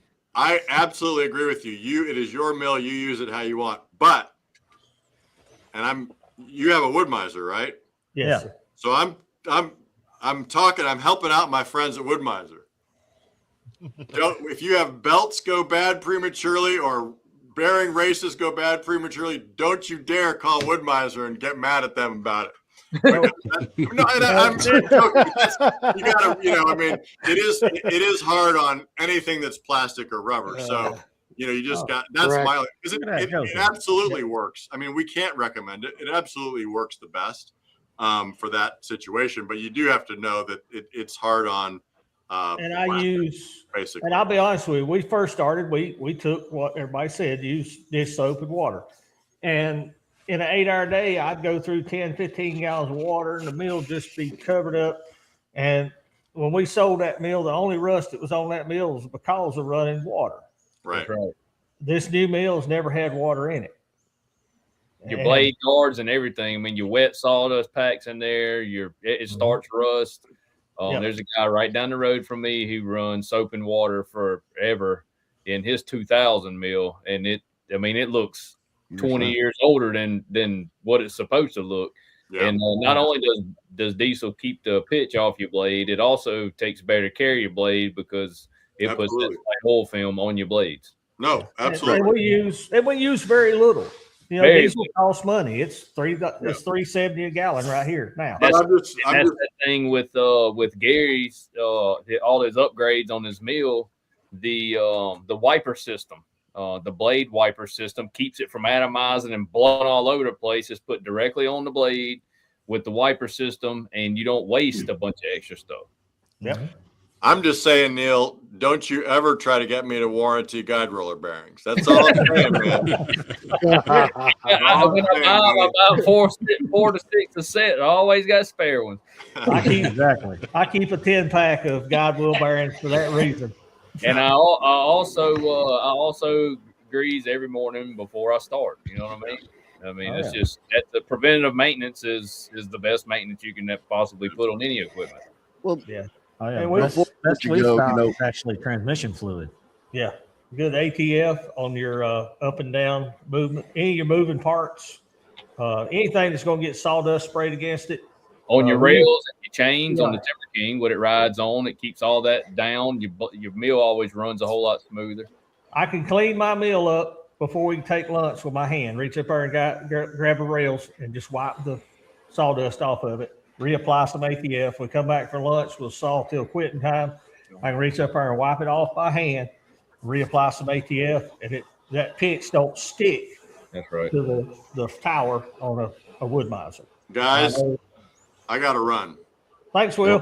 Thank you very you. much. Thanks Thank to all Thank of you very much, Will. Thank you all so very much. It was really fun. Real pleasure. Be glad to come back sometime if you'll have me. But if you Anytime. don't, I won't be hurt. Absolutely. I really appreciate it.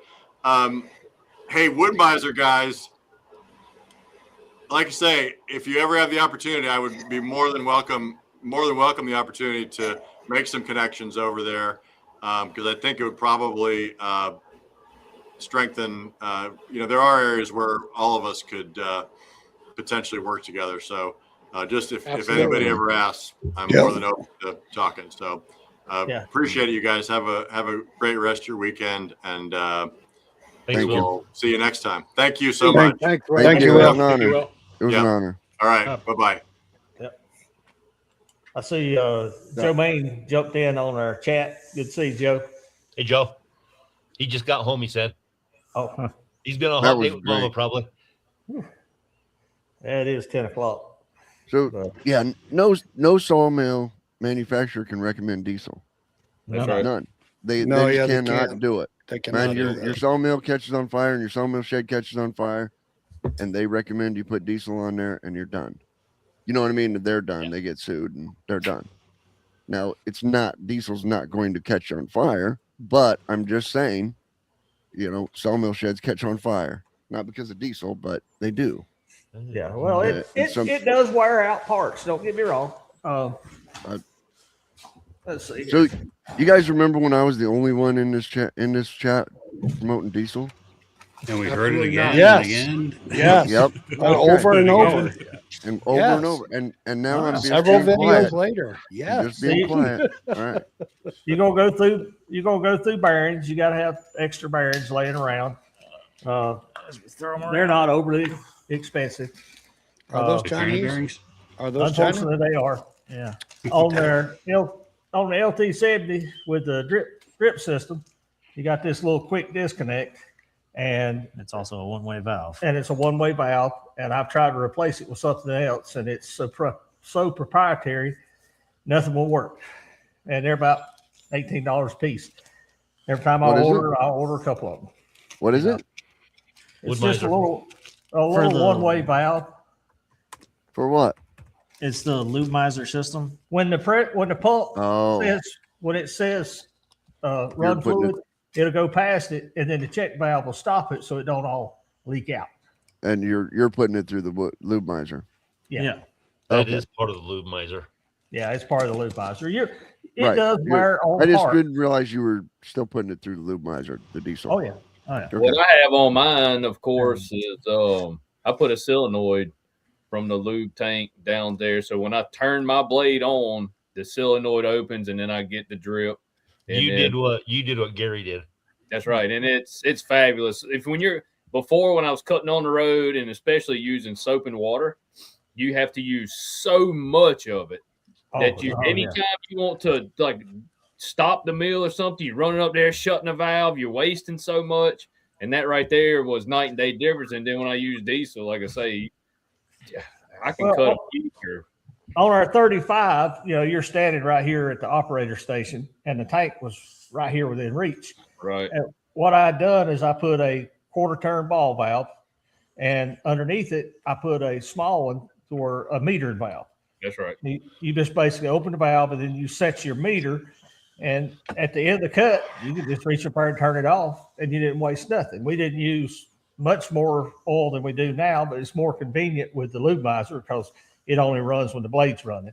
It actually only runs when the mill moves forward. Right. So to each his own, but we're not going back.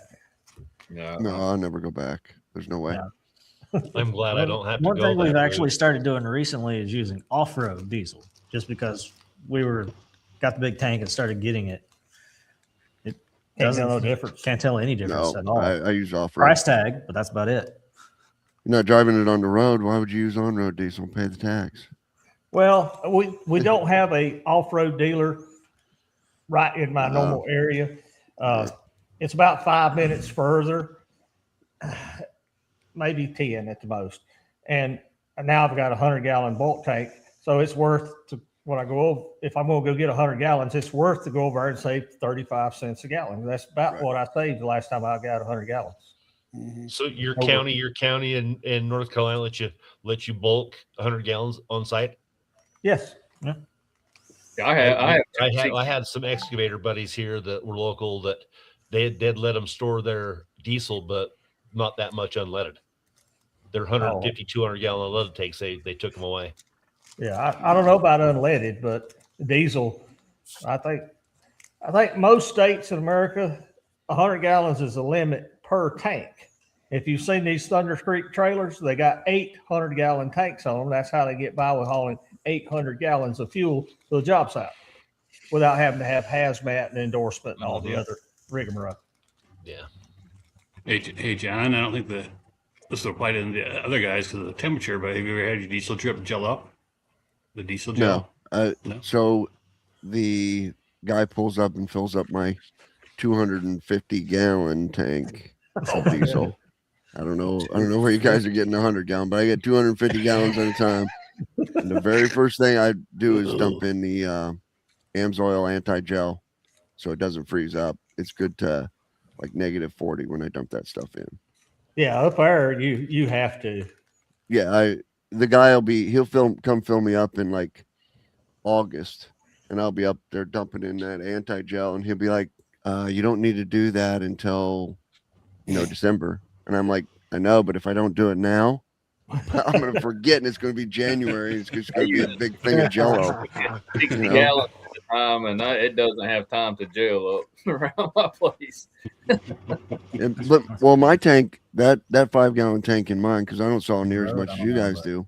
That's how much. And mine is a drip every 2 seconds, and I've had that 5-gallon tank up there for probably 9 months now. Well, my diesels, my mill's diesel, the drips diesel, the tractor's diesel, and you're running everything all the time. See, I'm only I've got a tractor that's diesel. That's it. Hi, Jen. I don't know who's messing up there. Oh, Eric. Yeah, the propane heater run out of gas. Oh, It's time to quit. The Put heater's some gone. diesel in there. Put some diesel in there. Bent over. I just heard a lot of air. No. There may or may not be a diesel heater behind it, but you wouldn't be able to hear us if it turned on. Yeah. Well, guys, you ready to wrap this up? Yep. Enjoyed it. Oh, yeah. But It was a good show. What do we got next month? He was in here, right? William Next Prophet. month is William Prophet. Pirate Solutions Forestry. Yep. Pirate He Solutions survives a big Forestry storm tomorrow. YouTube Yeah. channel. Yep. Super good guy. Met him at Bunyan. Could have talked to him for 2 days. And that's on the 21st too. The third Saturday next month is the 21st. This Correct. is the 21st. So Yes, it is. It's all right. All right. It's already created, so all you guys got to do is add to it, whatever. yep, we will. We will see you next month. Okay. All right, Good to guys. see you, All right, Paul. everybody. Likewise. Thanks, everybody, for stopping by tonight. And we really appreciate you guys engaging with us. And we will see you on the third Saturday of next month, which will be the 21st. Make sure you join us for William Prophet and Pirate. What is it, Craig? Pirate Solutions Forestry. Cape Cod. Pirate Solutions Forestry YouTube channel. Cape Cod. Correct. Cape Cod. All right, everybody. Have a good night, and we will catch you next month. Everybody stay around just a minute. We want to thank everybody for stopping by the show tonight. And remember, it's the third Saturday of every month that we all gather and are on the show. See you later, guys.